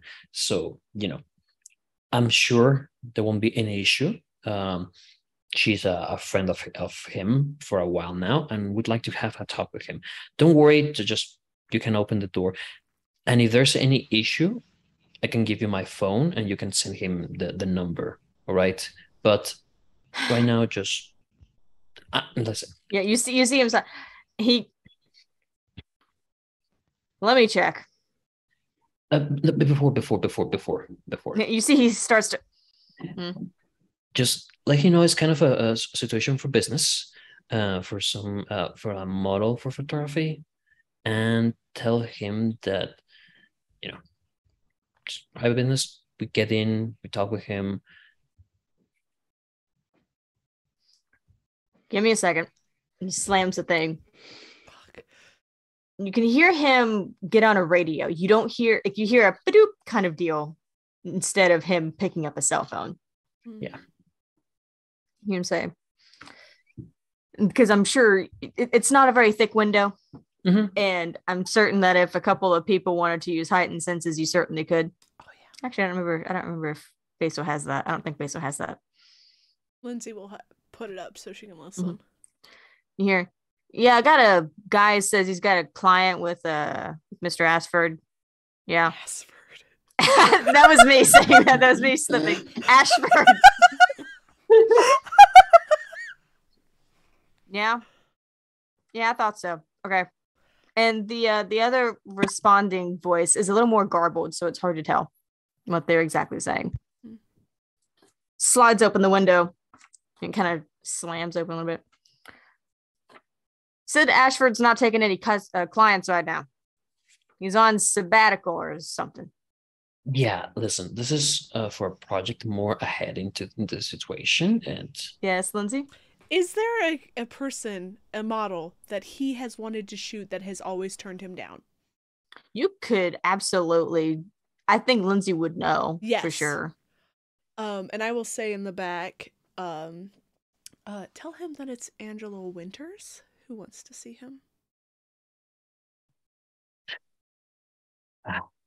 Okay, listen. So I didn't want to say the name outright because you know how sometimes he will get out of the car, and I just at the door. I just got close. I get a bit close. Like, sorry, I get a bit close to you. I know you have the situation of, the security and everything, but I got Angela Winters. You said Angela Winters here, and she has been a bit picky about who we tell she's around here.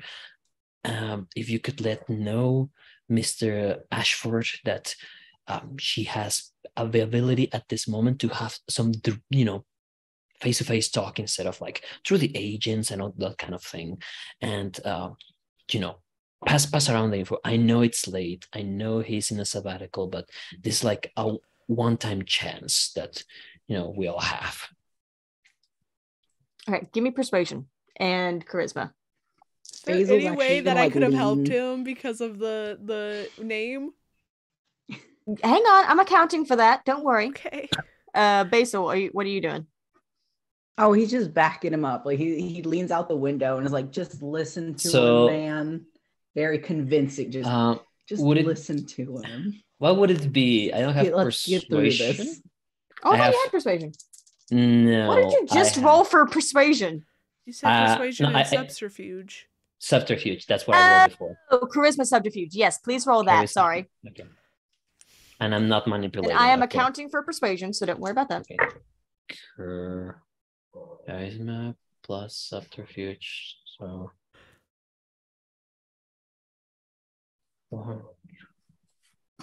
3 successes. You see him, he's like, I don't know who the fuck that is, but let me call it in. Give me a second. No, I'm sorry. This time he doesn't even. Oh. This time he goes out of focus. There we go. He doesn't even fully shut the window. He just mostly slides it across, but doesn't really give it the effort to slam it. And you can hear much more clearly. He goes, "Boop." Yeah, they say they got fucking, I don't know, Angela Winters or something. And you hear the other person go, "Who the fuck? I don't care who it is. Mr. Ashford said he's on a sabbatical." And then there's a cut. There's a and another voice cuts over. And you all three know this is Nicholas. And you hear, "Let them in." And he goes, and clicks it, 10-4, and puts it back down, slides it open. "All right, go ahead and get back in your car. Give me a second." Shuts it again, and you see him kind of hitting the buttons, and there's like a traffic gate that lifts up, and then the actual gates themselves open. I'll get in. I'll get in and.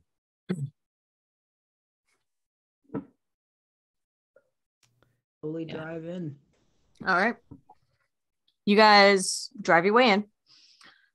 And it's not nearly as long of a distance to the actual house itself. The house is clearly some sort of mountain ski lodge. It's a little antiquated, probably about a century old, something like that. It's been here for a very long time. However, you can tell that it's been very well taken care of, and it has been kept very modern. It has those antique features and a very, oh, I lost the word. Not retro. Old fashioned. We're going to go with old fashioned. I forgot. Vintage, antique, vintage. I don't know. Yeah. It's like looking into a Michael's catalog. That's what we're going with. Everything is vintage. Okay. So. Rustic? Rustic. Yes. Rustic. Thank you. Okay. Thank you. Jesus Christ. Okay. Rustic. Everything is rustic. Okay. So you guys make your way up. There is a fountain in the middle of the central circle in front of the doorway, but the fountain's not activated right now. And as you pass by, you do see where there are men in similar style suits with sunglasses, radios in their ears, and equipment belts at their waist that are walking past, who a few of them eye your car suspiciously as they go by. And you see them standing around the house.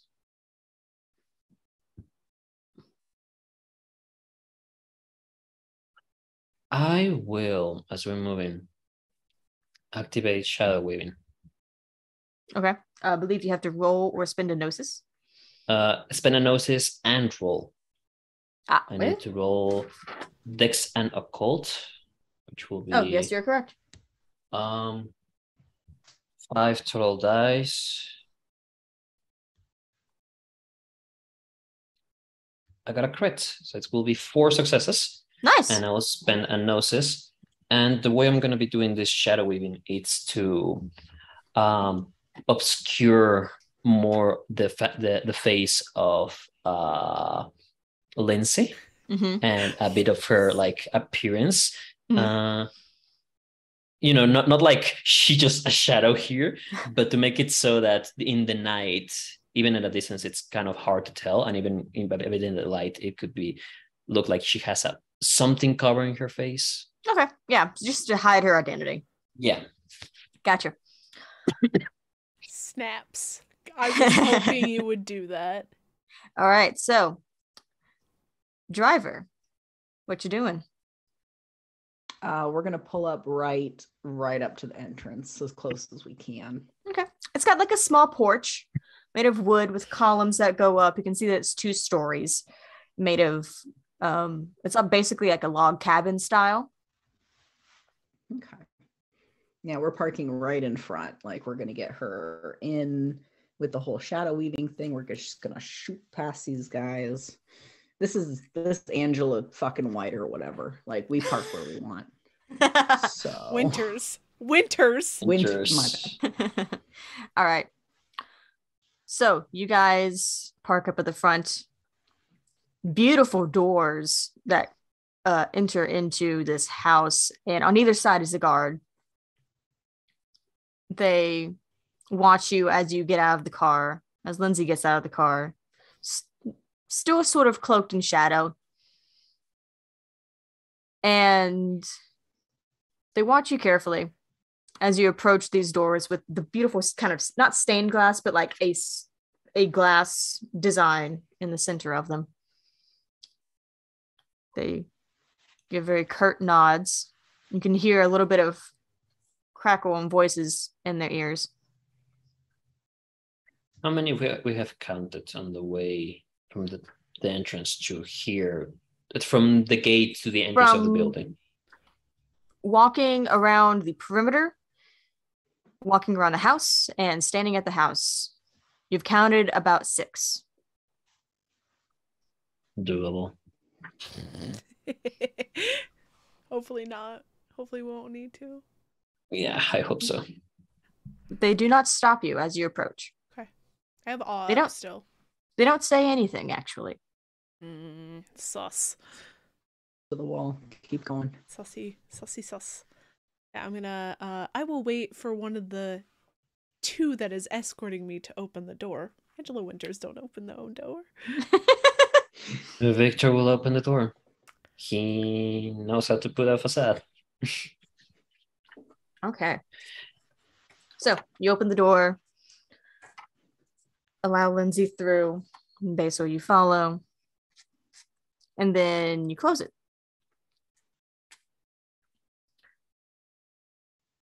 Inside, the house is gorgeously appointed. It is all rich woods. There's a little bit of taxidermy on the walls. Beautiful leather furniture. A staircase ahead of you that goes up and then turns.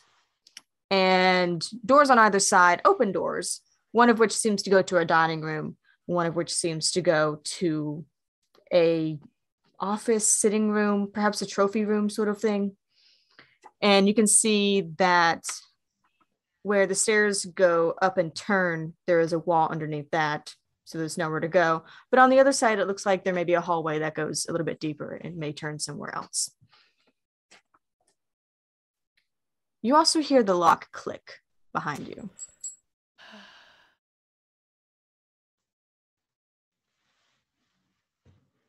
I'll turn back to the door.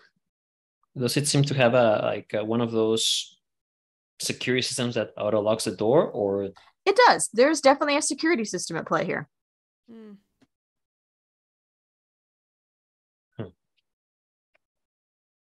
In fact, everyone give me wits and either larceny or tech.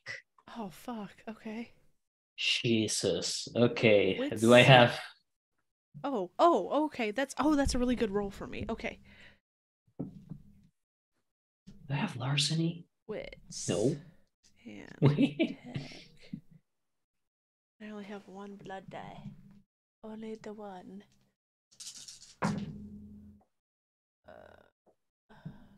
1 success. 2. 5. 5?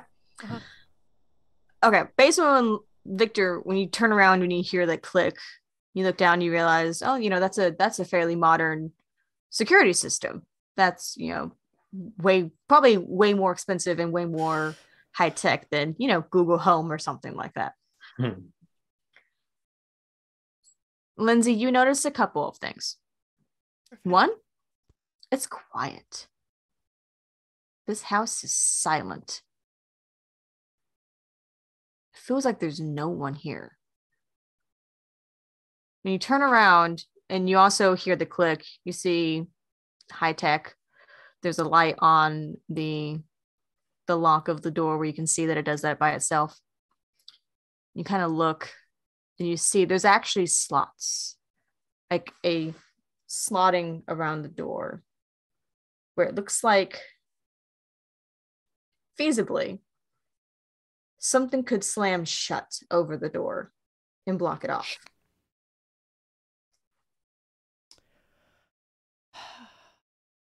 Cool. Security house. It's more than that. I'll point out the slots. I think we walked into a trap.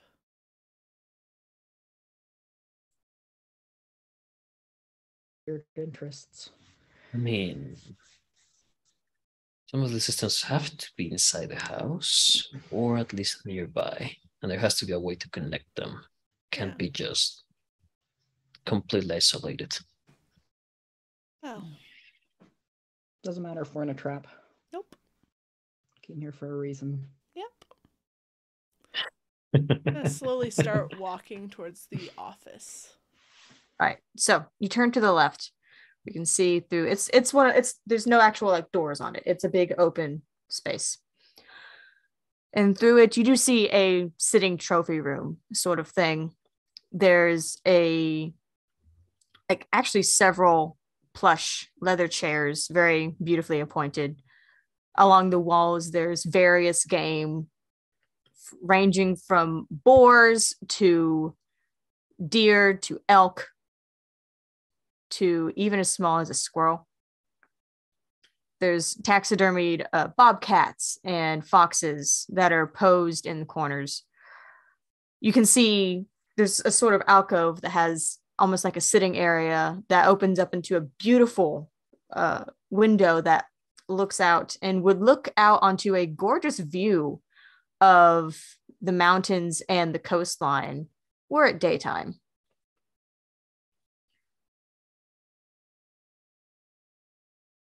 You can see that there, along the opposite wall of the window alcove, where it seems like it would go deeper into the house, it's to your right when you first walk in. You see 2 doors. Are all 3 of you walking in? I would have motioned to them that that's where I was going. I would not have just walked away. Mm-hmm. And also, the house isn't dark. The house isn't dark. It's not brightly lit, but there are various lamps. And actually, in the main room, there was a chandelier hanging. Chandelier. It was a rustic style chandelier.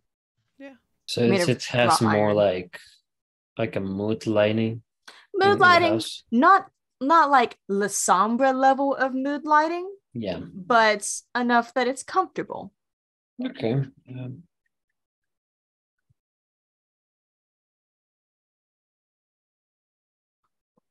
Can the 3 of you guys give me wits and awareness? Mm-hmm. The same roll as my wits and technology, so we good. Would it be wits and alertness or perception and alertness for me? Perception and alert, or whichever one's higher. Honestly, I think we were using wits and alertness. If I still have heightened senses up, would I also get that as well? Mm-hmm. Add your aspects. Thank you. I'm doing good tonight. I got 6. Damn. Oh God, I'm hitting everything. I'm so sorry. 3 for me. God, stop.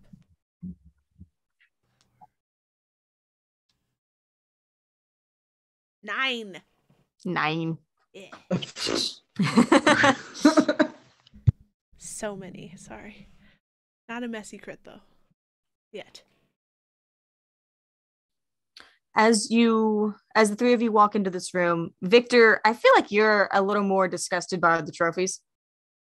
Yeah. There's like. Yeah. You spot a wolf and you're like, that's tasteless. Yeah. The three of you walk in. Lindsay and Basil, both of you notice on the window and on the doors, you see that same slot. Lindsay, you're the one who notices on the wall that you just walked through. You look down and you realize there's a similar slot along the floor, but it doesn't look like anything comes out of it. It looks like it may be covering some sort of track. But nothing has moved. Nothing has changed. The entire house is still quiet.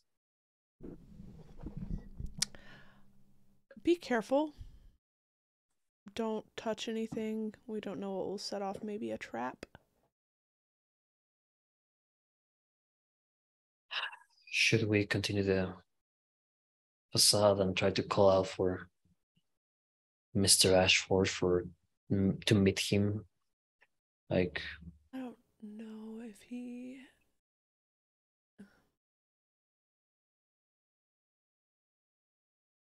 I mean, you can try to call out. He doesn't know who you are, Victor. But I'm sure he also has cameras around.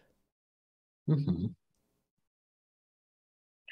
Just for the record, in terms of how Victor is walking, he has like his hands on his back and he's like, acting out like, ooh, like interesting, like kind of like that person that is like, yes, kind of touristy, like, oh, impressive place, like, What a pretty wall art you have. What a lovely room of death. Well, the thing is, I don't know if he would know my voice, but I think he saw me once after we got you. No, I don't know if he would have paid attention to me or not. That's true. By the way, Mr. Ashford, hello. Are the three of you in the room? Yes. Yeah. Victor, you kind of just turn around, call it out casually, looking for him. Lindsay, as he does that, you're also kind of looking around, and with your 9 successes, you do spot a camera.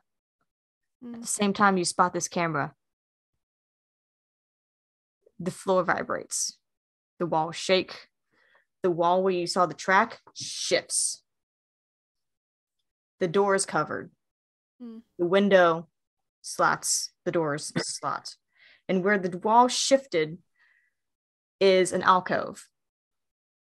And sitting in that alcove is a humanoid figure that is sort of pulled in on itself. Fetal position shaking, setting up. Do I recognize this person? No. Oh, hello, Mr. Ashford. You seem a bit shaky tonight.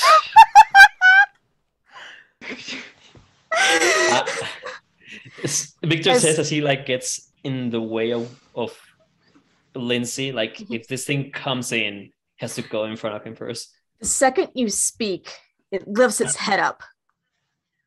You don't recognize this person, but they look gaunt, they look pale, they look very much like a tweaky vampire. There's a feral glint in his eyes, and he rushes for you. You son of a bitch.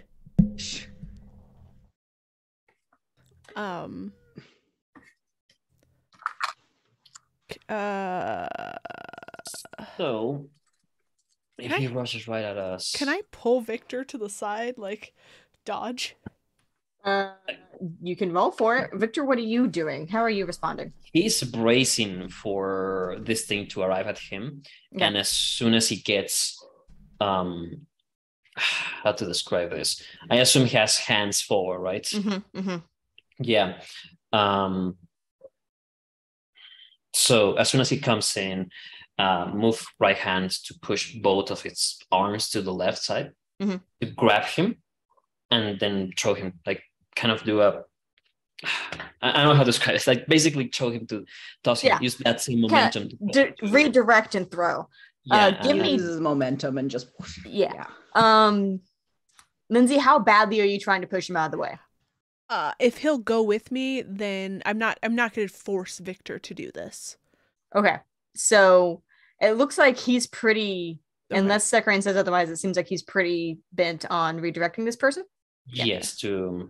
Okay. So you tug, but he's not moving, and he is not a small person. So whenever I see him throw him, is he throwing him like far away from now? us? Hang on. Oh, okay. I need Victor to roll me Dex and Brawl. You right. You know what? You're right. When you're right, you're right. You're right. Yeah, I'm kind of the storyteller. Yeah. When you're right, you're right. That's.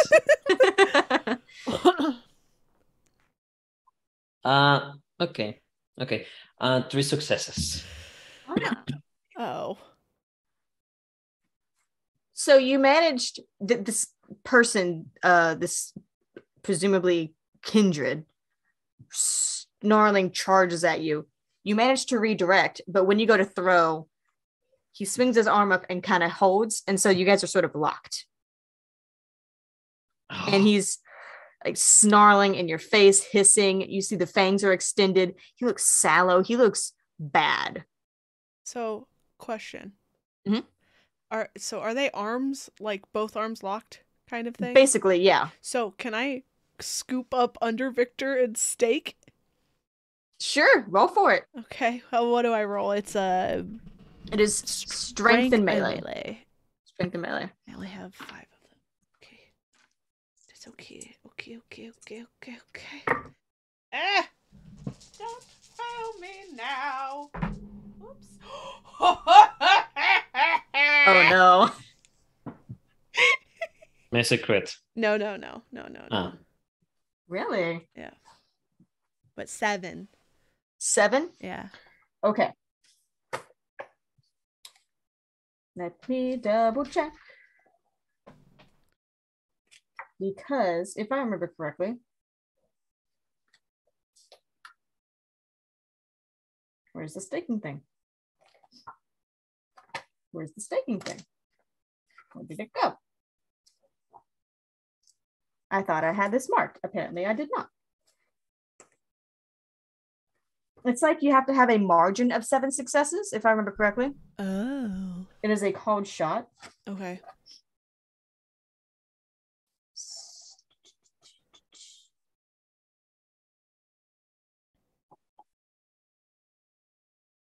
$221.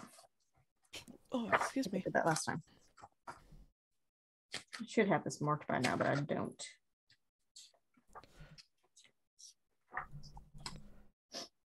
Okay. Okay, hang on. Never mind. Hunter must make a called shot at a -2 penalty and inflict 5 points or more of either type of damage before halving.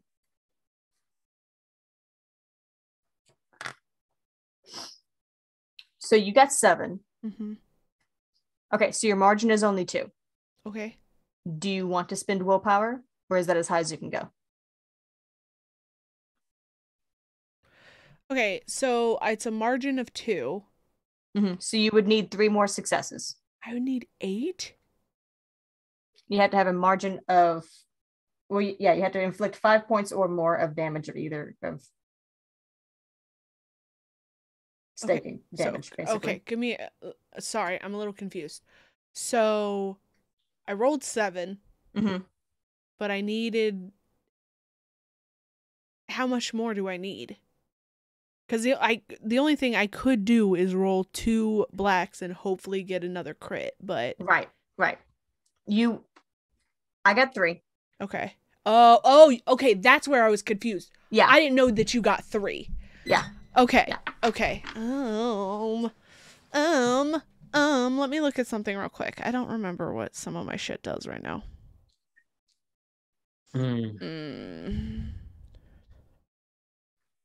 Oh, that's not helpful. Okay. I'm gonna go no because I'm not sure if I could actually roll that crit. You know what I mean? Okay. And that's totally fair. Yeah. All right.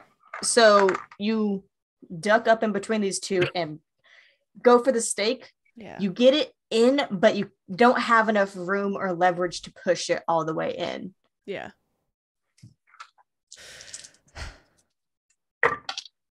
I need you to roll me. Probably nothing. Dex and Brawl. Okay. Dex. And that's the same amount. Cool beans. My brawl is higher. Everything is in the way. Okay. Oh, okay. 7 again. Oh yeah, you're fine. This thing he lets go of Victor's arms and like tries to go for you. And however you want to avoid it, you can, because he only got one.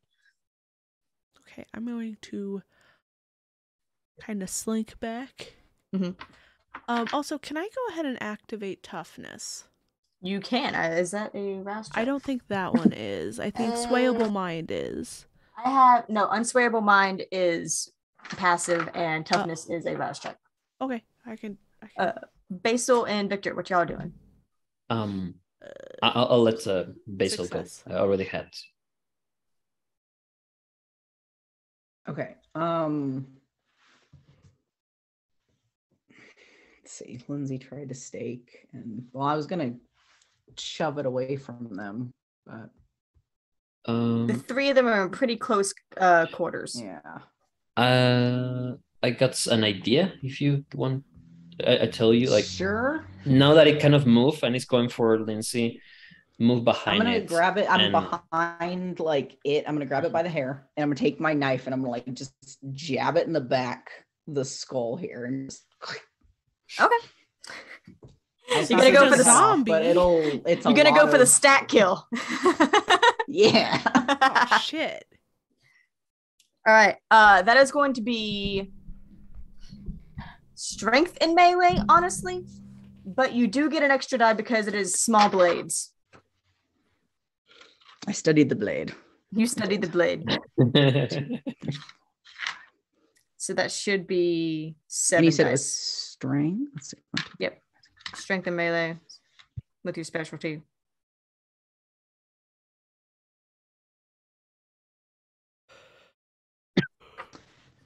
Ooh, okay. 4, 5, 8. Damn. Okay. Actually, hang on. Not 8. That's for damn sure. So 8. It's a margin of 5. Have to 2. All right, it's still pretty good. So it doesn't kill it, but it makes this thing give a guttural feral scream halfway through hiss and a human-like scream as you just you said you were going for like the base of the skull. Knife straight in, and for literally any other living creature that would have ended it, but this thing stumbles and is starting to kind of claw back at you, not to any avail. Victor will draw his knife out and take a moment to go for the front of the face as it's being reared back. So that would be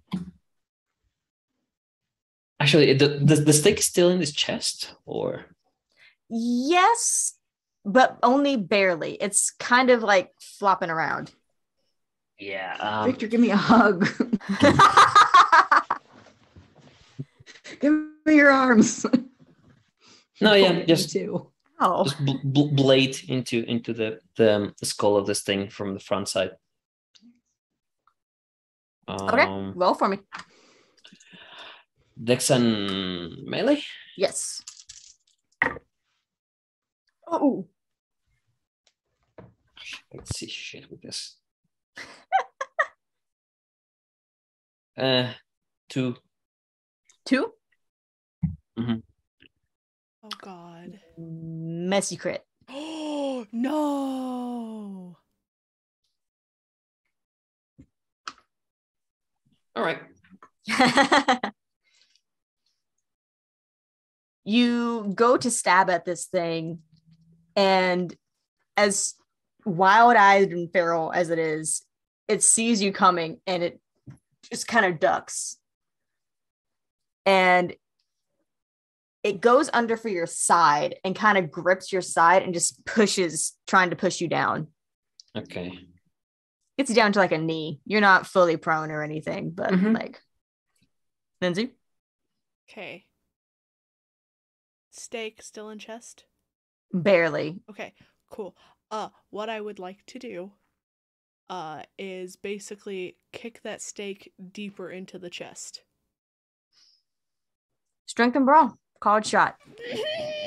That's a very good roll for me. So, let's see. Lower +3. So I need 2 more.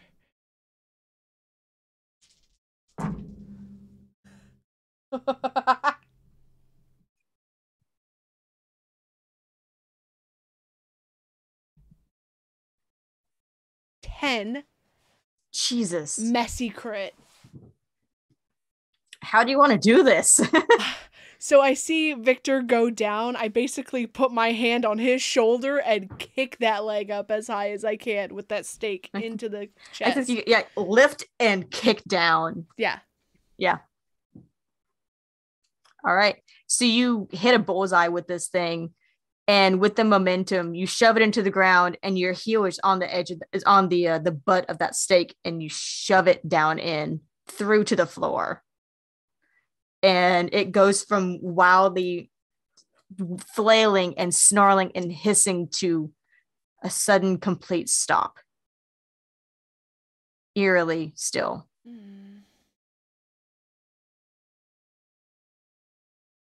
With Bezos' knife still in the base of his neck.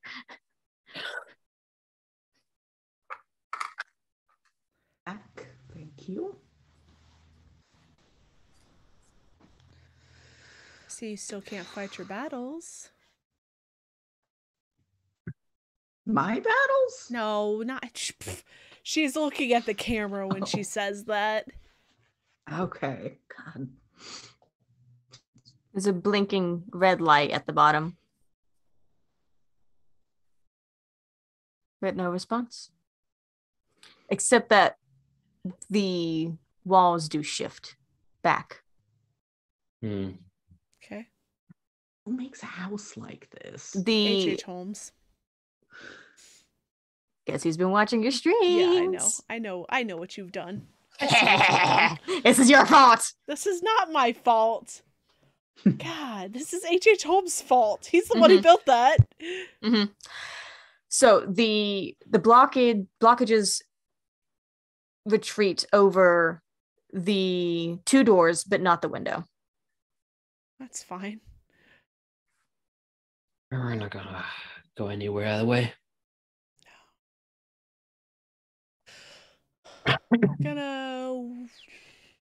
There's 2 doors in here, you said? Just gonna And then now they open one back into the original foyer. Right. I'm just gonna open those doors and take a look inside. The first one you open seems to be some sort of office, very businesslike. It has a desk, it has a chair. It looks like he may have actually moved some of the stuff from his office in your haven to this room. On the desk, you do see a very expensive camera with the bag of accessories next to it. I'll take that. And I'll just start going through some of his shit because I know it's gonna bother him. Just start throwing shit around. Yeah, like Lucian and Samuel's office.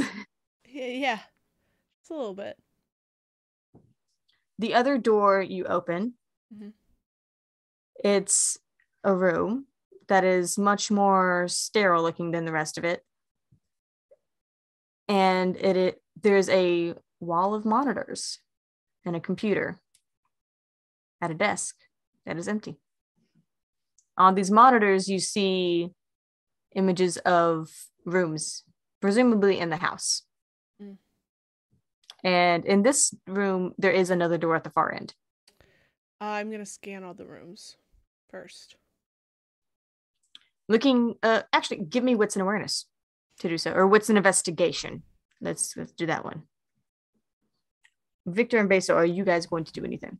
I don't have any investigation. I would go into the room with the monitors and begin to check all like the different monitors to see if there's any other individuals in the rooms. Mm-hmm. Try to figure out layout, that kind of thing. Can I rouse the blood? Sure. Okay. Basil? You said there was another door in this room? Yes. Yes. I'm gonna go check that. You got 4? Yeah. Victor, also roll for me. Do you have investigation? I do have one in investigation. Okay, what's an investigation? Since you're also looking. Yes. So Basil, you move on to the next door. And it seems to be you kind of moved in almost like a counterclockwise half circle at this point from the doorway. The door that you open leads into what appears to be a kitchen. Very modern looking, all like chrome metal appliances, tile flooring, tile walls. Okay. Anything out of place? Not kitchen-y in here? You could give me what's an awareness to see. Victor, what did you get? Nothing. Okay. You're in a house. Oh my god. There's screens. Things are happening on the screens. Oh my god, I rolled so poorly in this game. Lindsay, on the screens you see the dining room, you see the kitchen, and actually on the kitchen one you can see the doorway where Basil just opened and looked through. That's the only movement that really caught your eye. You also see the office that you were just in, the foyer, the staircase, and then the upstairs hallway and various bedrooms upstairs. There's also one that is fixed on the side of the stairwell. The one where you had been looking in, there was like a hallway that goes down. Okay.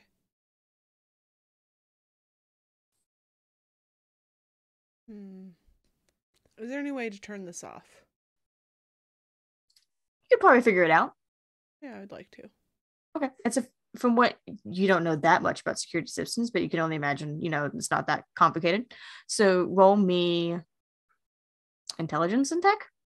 Okay. And basically, what did you get on that wits and awareness? A 1. 1. Looks like a normal ass kitchen to you. You're questioning the use of chrome.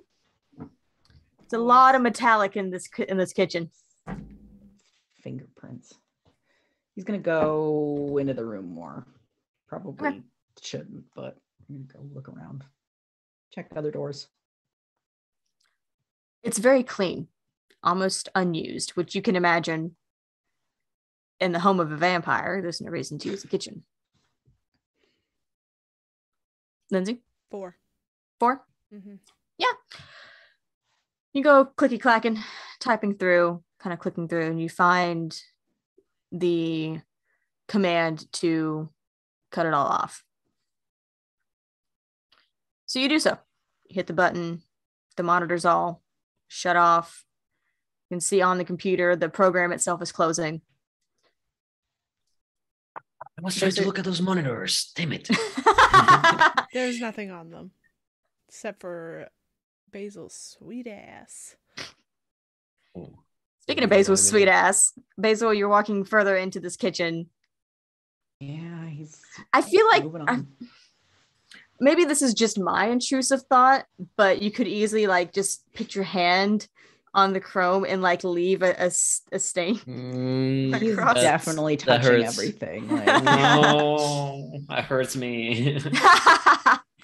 And as as you do so and you're walking through, and as Lindsay, you shut it off and everything's closing up, the door between you guys shuts. Basil, on your side, you see things go across, and you realize that there's actually 2 other doors on the other side. Like if you're walking in, they're to your right, that also close. And you're like, this is weird. The walls don't shift. And it takes you a second because you were so, I guess, distracted by the chrome of everything. And then you realize that there's a glimmer in all the metallic from somewhere else in the room. You look around, and at the base of the walls are little flames. No. And they're starting to follow slowly. They're starting to follow the cracks in the tile. Shit. Towards the center of the room. Just at the door like, Lindsay. Victor. Can I try and like force? You can certainly try. Strength and athletics. Pulling at my side too. God damn it. Basil also roll strength and athletics. Okay. I'll help Lindsay from our side. Okay. Do you want to roll, or do you want to give her an extra die? How many dice you will have for that? I currently have 5. If you give me 1, I'll have 6. I'll give you 1 more. Yeah, Okay. you have more than me. Yeah, I'm the strength baby. The strength baby. She didn't choose this life. This life The chose thug her. life chose me. Do I need to get it on my side too, or will you save me? Should I rouse the blade? Well, I rolled 5. Okay. Basil, are you rolling? Yeah, and I'm gonna rouse the blood too. I think maybe just in case. More successes, the better. 2. 7.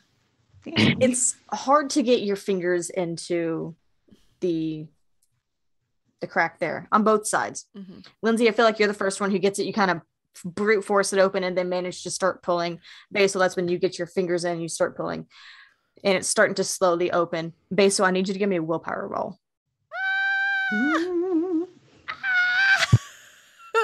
Baby! Stay calm! What do I roll for willpower again? I'm so sorry. It is God. composure plus resolve, all black dice. Composure plus resolve. Thank you. I believe you have 5.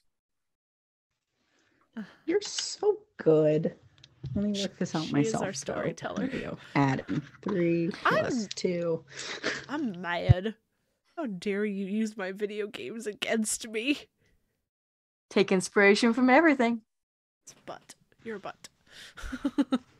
I'm a butt who loves you. Love you too. Does 2 do it? 2? Yeah. You're calm, but you feel it licking at your feet. And you pull back from the door. Huh, can I try and keep it open? It closes a little bit, but you're still barely holding it. Basil! Come back! Can she get it wide enough that I can like get through at any like point? Roll again. Is Victor gonna help me? Just Lindsay, because Yeah, I'm still helping Lindsay on this. okay. Victor, also roll. So strength and athletics. Okay. That thing you have? That is a thing. I have athletics. I have 1 athletics, and I have. That is a thing you have. Yeah, I'm What's that face? Well, it's a 9, and it's a massive crit. Fuck. Rip the doors. I had 1 success to this. Okay. I'm panicking. Okay, so this is how I feel like this happens.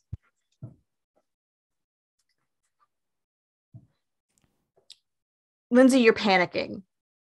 There's a rush of adrenaline, a rush of the beast in the back of your head. as you, for a second, get a flash of someone else you love about to leave your life again. And you force this thing open. Victor, you kind of brace it for her. You reach through and grab Basil and yank him just as Victor's grip fails. And it catches Basil on the leg. And you're going to have a superficial damage. Oh. Okay. Fine.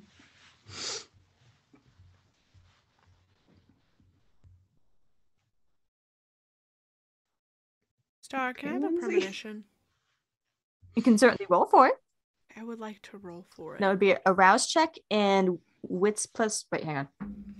Okay. Aspects and resolve. Okay, so I did not get more hungry. Aspects.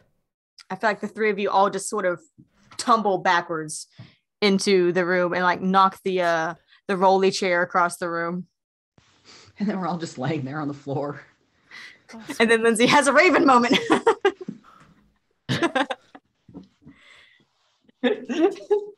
Wow, what a callback. She knocked her head so hard on the floor, gave her visions. Oh my gosh. 8. 8? Is that messy? No. Okay. What is your purpose? Where the fuck is Nicholas? Because now I'm pissed.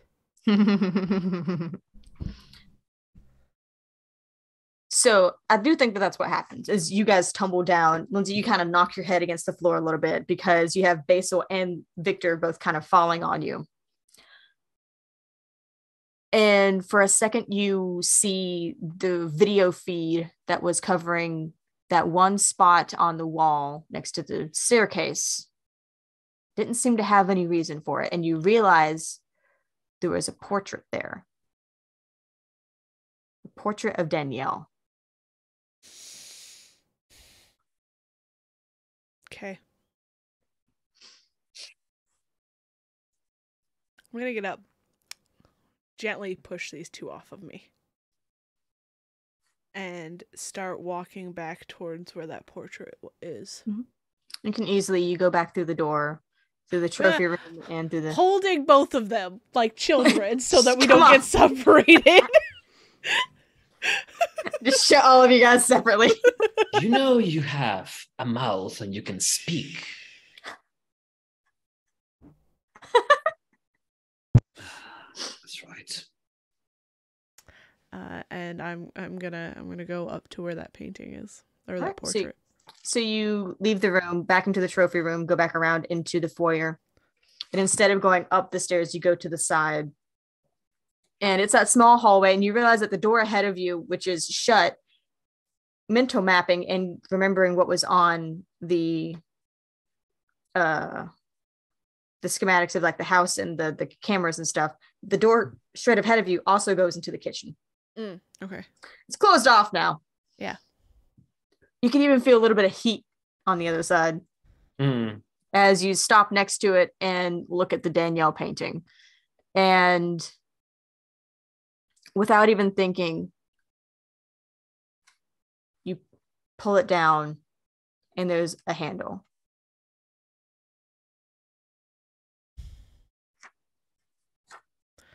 I open it.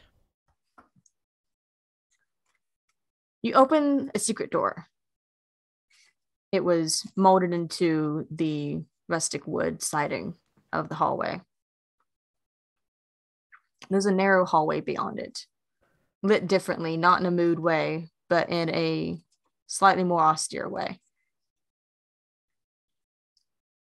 It leads to seemingly nothing at first, a dead end, except for what almost looks like a fingerprint scan that is affixed to the wall. And the three of you guys give me intelligence and tech.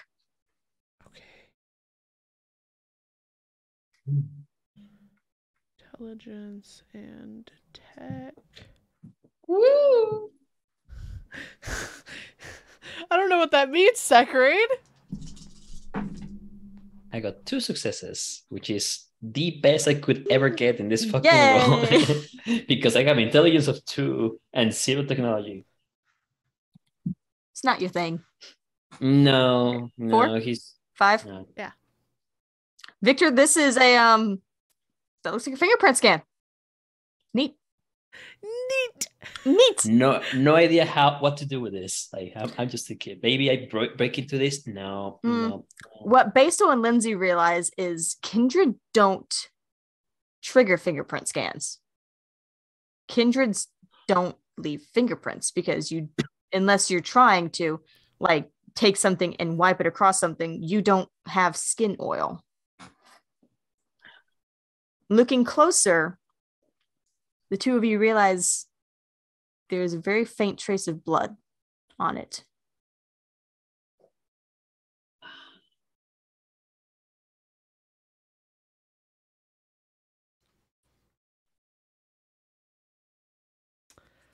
Fuck, I don't know what to do. Are there any seams or sections that seem to move where this would open? On the wall? No. On the floor. On the floor beneath you? Yes. Lindsay, you had 8 successes on your premonition. Yes. That one.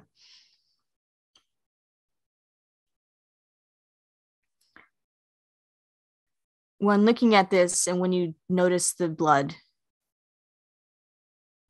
it's not so much that you hear it, but you feel it. The blood of the child is the blood of the sire. Okay, I will bite my finger and then drop the blood on there. It takes a moment, and you actually realize instead of just dropping it, you have to kind of push your finger down onto it. It's a little bit of trial and error. And Bite my finger again. It try again. It beeps, and the three of you feel the floor underneath your feet shift a little bit, and you kind of step back, and an automated trapdoor sinks down and goes across, and there's a ladder. I'm gonna crawl down that ladder. Gonna go along with her. I will go first because I am in a skirt. I know where your eyes would be, Basil. I look here. Yeah. All right, so down the ladder, not stairs, ladder, into a sort of narrow passageway. It's still nicely appointed, if not a little more bare than what was upstairs. It almost seems like perhaps it was added later. In fact, you would assume that the vast majority of these security measures were not a part of this original structure. What? So you follow this hallway down. As you do so, panels on the wall sort of light up. Of the bidding, not of your own bidding. It doesn't seem to be according to motion or anything. And Lindsay, you notice that there is a camera. The panels light up. It's photos. Of what? Photos of the night you were attacked. Photos from your wedding.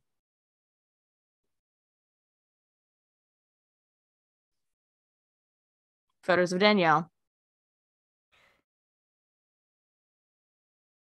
And at the end of it, there is a door. I think when the panel started to light up, Lindsay started to hum as she walked, dragging her fingers along each of the paintings before getting to the door. Take your hand. I'm gonna stop that. I'm just gonna walk to the door. You open it? Yeah, I open it. You open it, and it's one of those that sort of slides to the side. Beyond, you see a living space. Couch, table, a bed. Very modern, very expensive, very tasteful. There's a bedside table, a door that's open a little bit that you can see a sort of armoire and a closet in. And then there's another door off to the side. Actually, there's one other door off to the side. So there's 2 doors. Yeah, one is open a little bit. You can see it clearly goes into a closet. Yeah. Gonna walk over to the other door. Everybody give me wits and awareness. In the closet. Come on, Nicholas, come out of the closet.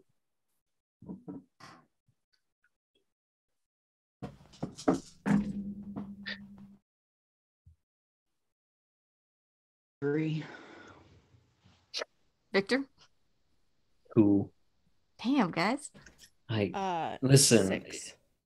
What I need is just to manipulate people. Okay, that's what I have. You got them in here. Lindsay, as you're crossing, you said you were going to that other door, correct? Not the closet? The closed door, yeah. Closed door. As you do so, you hone in on something on the little coffee table. It's a lockbox.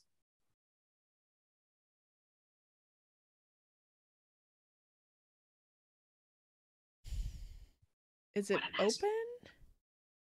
Nope. Does it look locked, or could I flick it open? It looks like it's locked, but there's a key next to it. I open the fucking box. Fucking curiosity. God damn it, Nicholas. There are photos inside. Some of the photos that you know that were lost when the prince took the box of photos that you found before. Oh, Gideon found before. And there's also other small things. A lens cap, guitar pick. Just weird sort of almost innocuous trinkets.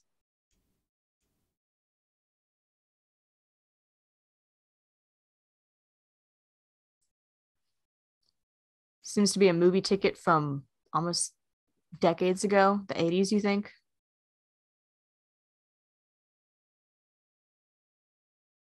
A couple of programs. This bitch.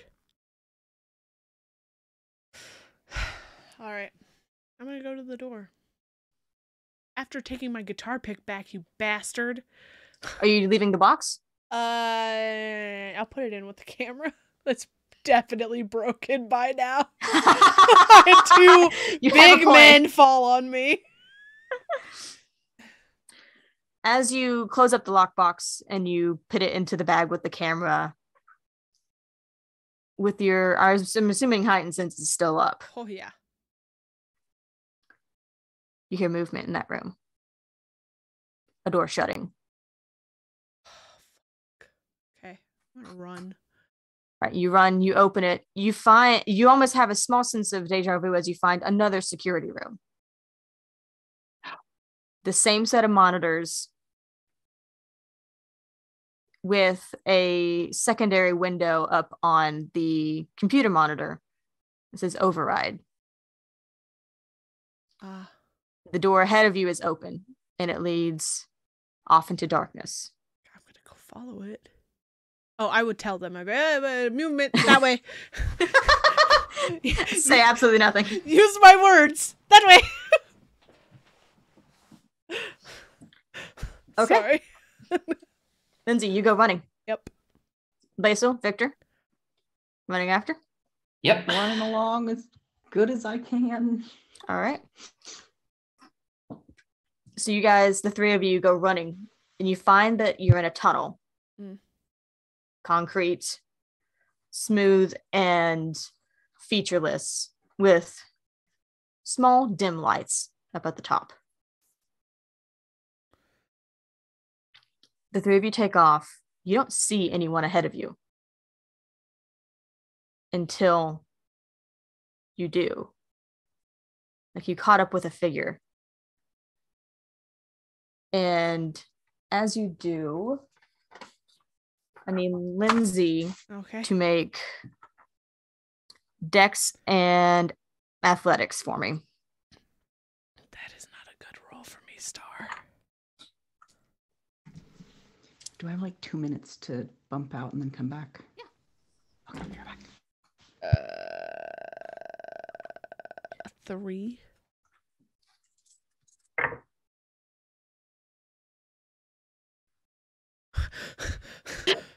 That's either really good or really bad. It's really bad. Oh, good.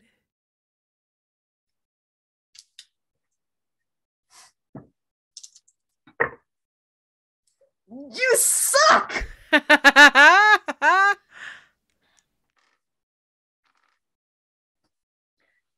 You feel the bullet graze right past you. As a gunshot goes off and echoes down this tunnel. And suddenly, the figure is not there anymore.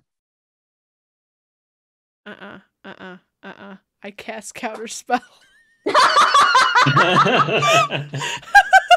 That's not how this works. God damn it. No Shiloh. So or Uriel. So I don't think the bullet slowed me down. I think even as it was didn't hit you, it glows past. No. But I didn't hesitate. I kept running. So I'm going to have my hand out. So if I can get to where that person was, I'm going to swipe at it. If maybe he's invisible. I don't know. Swipe at like areas around where that was. You know what I mean? Mm-hmm. The two of you notice as the gun goes off and the figurehead disappears, you feel just a faint rush of wind. You don't see it. Can I grab it where that was, where it was going, kind of where thing? It was, but it went from ahead of you, behind. Yeah, but if I felt the wind, I could turn and see if I could. You were not fast enough. God, fuck. I will look behind. I need see if I see a figure or if I notice like steps somewhere. Sense the unseen won't help you here, hon. But it's unseen. This is Speedy Boy. This bitch. When you turn around and follow where it went, he's standing further back. Almost as far as he was before, but not quite. Oh. And another gunshot goes off. Oh, God. Okay. He's going to run out of bullets eventually. Can I dodge? Yeah. Could any of us dodge? Yes, I need both of you to make Dex and Athletics. Oh, but Star, that's not great for me. Dex and Athletics. Oh, well.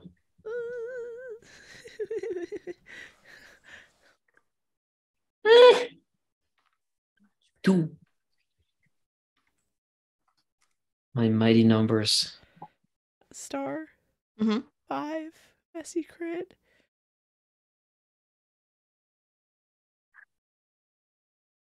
Okay, here's how this goes. I'm sorry. I don't know why I am this way. Sekarine, you said 2? 2. Mm-hmm. 2. The bullet hits in your arm, in your chest up here, towards your shoulder. It's a solid hit. Not life-threatening, but if you, it's a margin of 5.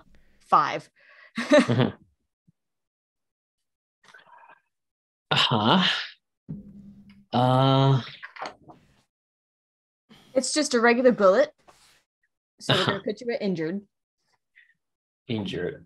Would it be like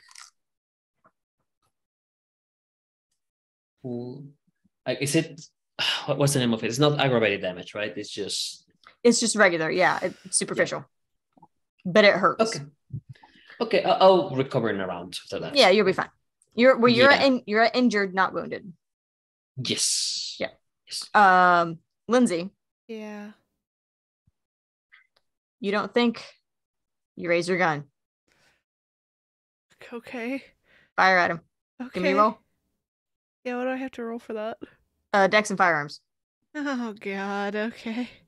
Basil, to catch you up, Nicholas was ahead of you. He shot. Then he was behind you. He shot again and hit Victor. Yeah. Bitch. Alright, this is Dex and Athletics.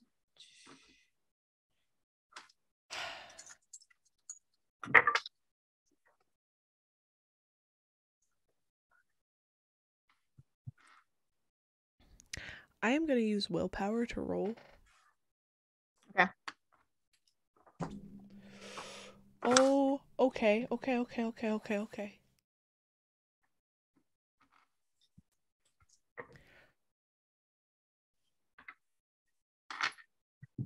What you got? 5. You hear a grunt. It hit. And then he's gone again. Bitch. Does it feel like he came towards us? It does. Once again, you feel the kind of rush of wind as it goes by. What was that, Basil? Oh, I was just going to say when he pops up next, I'm going to blink over there and slash I it. kind of want to try and and clothesline him.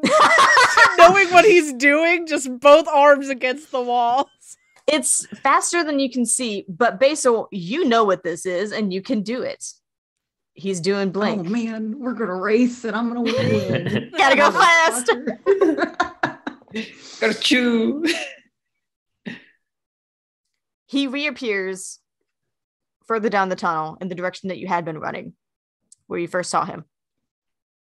Basil, if you would like to blink, I believe that is a rouse check. Yes, it is a rouse check. Yep, and I'm gonna cut his hand off if I can. Called shot. Cut Okay. his hand off? What the fuck? Why not? Why not? I mean, yeah, fair, but... Shit.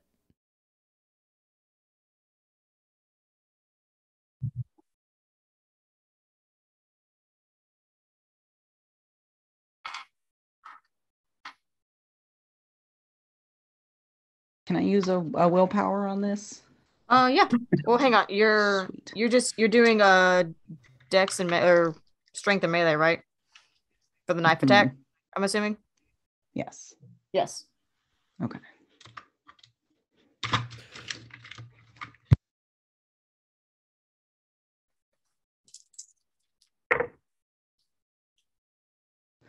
Seven.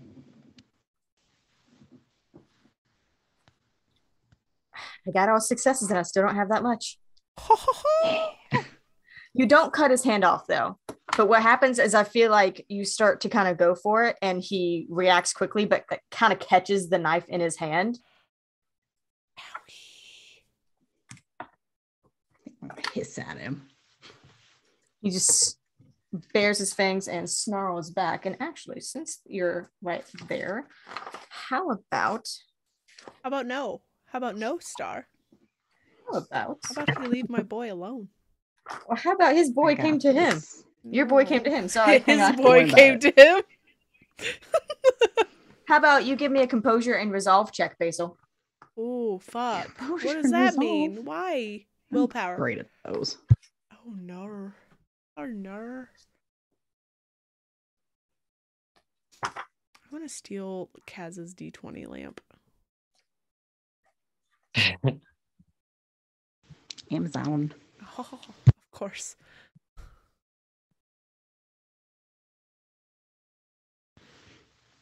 Two.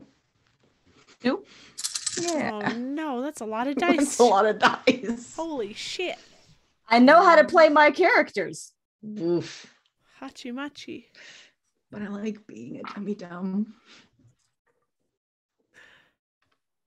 Okay.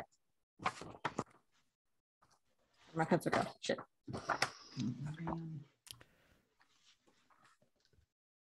Okay.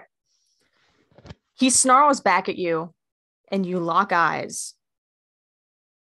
and for a second you see the beast in him that snarls at the beast in you, and it shakes you. You can only act in your own defense for the next action unless you spend a willpower to do so. Sure. Real quick, Lindsay, Victor, what are y'all doing now that the two of them are tussling? I am running, and I'm going to try and basically sucker punch Nicholas in the face around Basil. Victor. I will move my shadows. My shadow weapon is still working right now, or has it? Yeah, sure. Per se, yeah. Okay, I'll make it so that it covers around the silhouette of Lindsay. Mm-hmm. So she doesn't look like, it's not clear what she's doing. It's just like a shadow going. It's harder to see her approaching. Yes. Okay. Lindsay is going to take you an action, basically, around to get to them. Basil, what are you doing?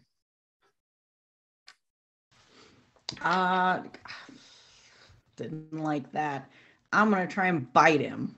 Okay, you're going to spend the willpower to do so? I'm going to do it. Okay, so that is... I don't have a lot of that left. Strength and Brawl. Okay. That's not good. No.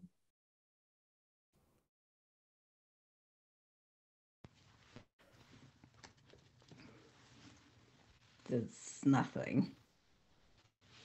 You got 0? Yeah. Not skulls, just 0. Just 0. Okay. Sad ending. You kind of snap at him, and he just pushes you back, dislodging the knife from his hand. It doesn't push you very far back. You don't go stumbling or falling down or anything, but just enough to disengage the two of you. And he backs up a little bit, and fuck it, he's gonna fire at close range.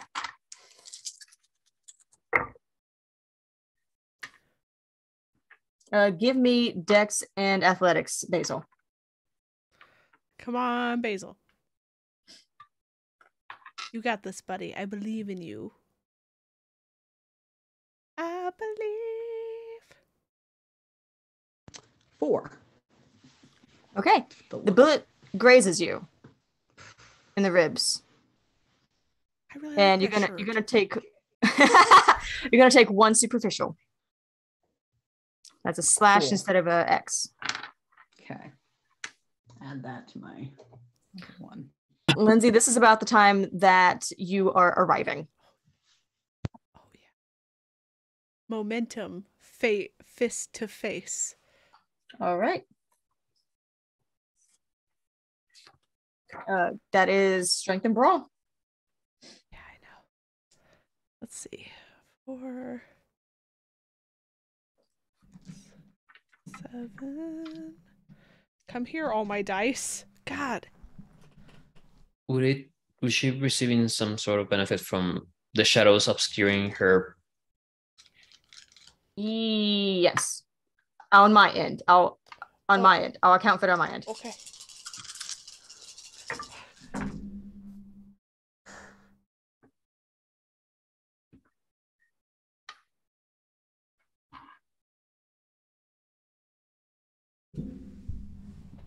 Eight. That's a lot of dice.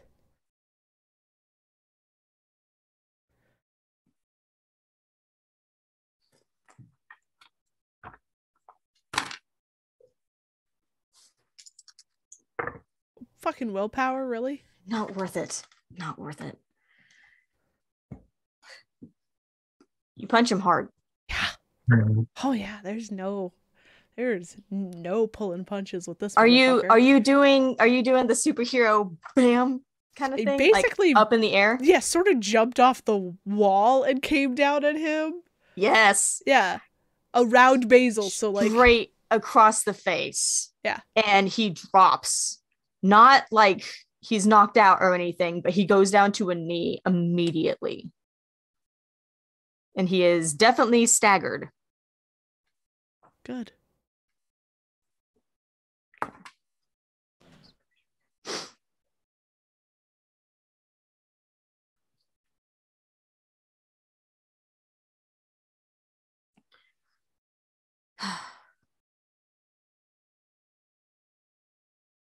Okay.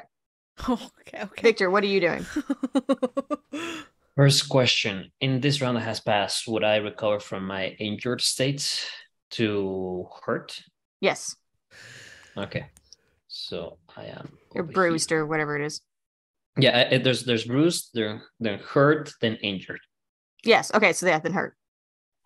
Okay, cool. And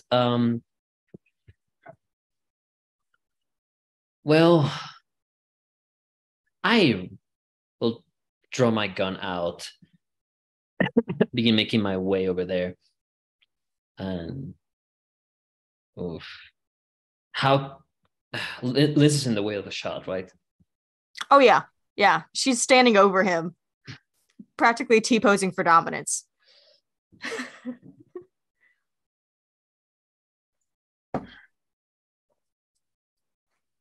I'll raise the gun up, aiming at him. I'm not going to take a shot unless I see that he overpowers them or he vanishes, and then I will look behind me to shoot if he goes behind. But I'm just holding because this is not my kill. And I do not know how close this guy might be. So it's like, and I'm keeping the shadows on her, so she's still like obscure. Yeah. And that's all I will do at the moment. Okay, Basil.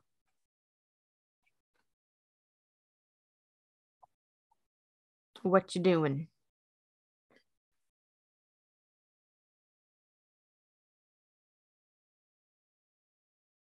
Man, I guess I'm gonna try and I'm gonna ask Lindsay what she wants me to do because he's staggered for a second. Yeah. Hold him. I will hold him. I mean, he's still like awake. So give me strength plus brawl. Great.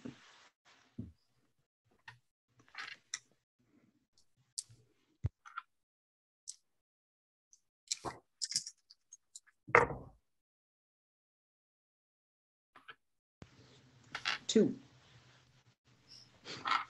He almost gets out. He fights you. He tries to push you off. How do you want to hold him? What manner do you want to hold him? Let's see. Well, let's just keep going with the back of the neck thing. He's gonna like grab, like force him down so that he can't get any leverage to get up. Okay. Basically forehead to the ground before You just Lindsay. kind of take your hand, grab the back of his neck, and shove down. Mm-hmm. All right, Lindsay. He is pinned. Cool. I'm gonna squat down. Mm-hmm. It wasn't enough, was it? When you Daniela? Me? Who would have been your next?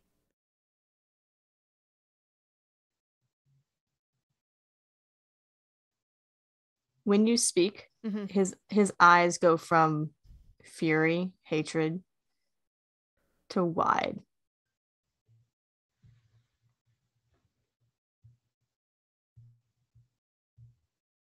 He doesn't answer.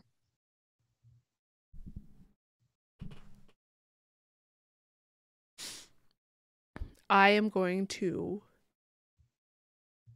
take him by the throat and force him to look at me. Oh, he's looking at you. He just doesn't say anything. I'm gonna hold his gaze.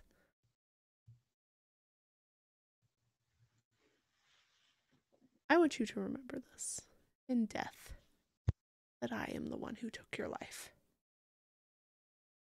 And I'm going to bite into his neck.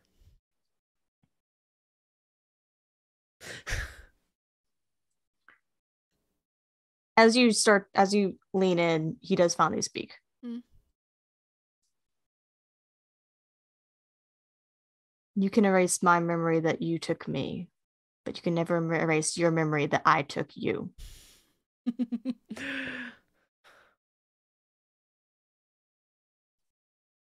And you bite. Lindsay stops and pulls him back and goes, I'm Lindsay fucking Havoc. I can do what I want, and I rip his head off. Please roll me strength and brawl. Don't fail me now. Don't stop me now. 2, 4, 6, 7. Okay. Yes.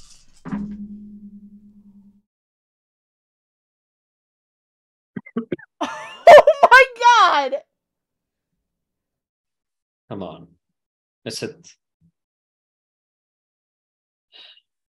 12? Messy my crit. God. And it's out of there. Yeet. Jesus? Hey, narrator, can we like nerf dragon? Not Lindsay, just dragon. Just dragon. Oh my god. I rolled so well. I need I want to picture this for posterity, not just to prove it. Like, you don't have to prove it. I trust you, but I want just for posterity. Okay, Wow. give me The roll that ripped Nicholas's head off and threw it down the tunnel. Yeah. So strong. That's so hot. Okay, give me 1 second. And I think as Hey. parts what? Oh no, it's 13. Hell yeah.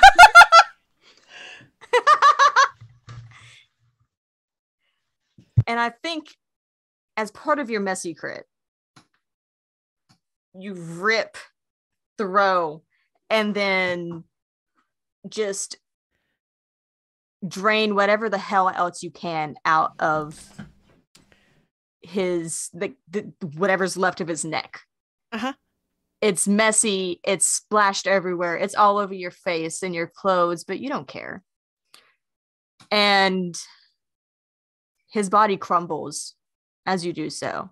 You don't get the diablerie that you had planned on, because the head ripping off was what sort of got rid of him. But you get a good taste as his body just falls apart under your hands. And everything that used to be Nicholas, used to be the man that you loved and then that tormented you and took you from the life that you knew and put you into this hellhole, crumples to the ground.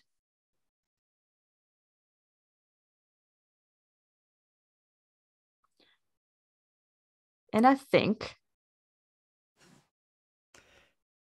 that is where we're going to call this episode of the Nerd Asylum by Night.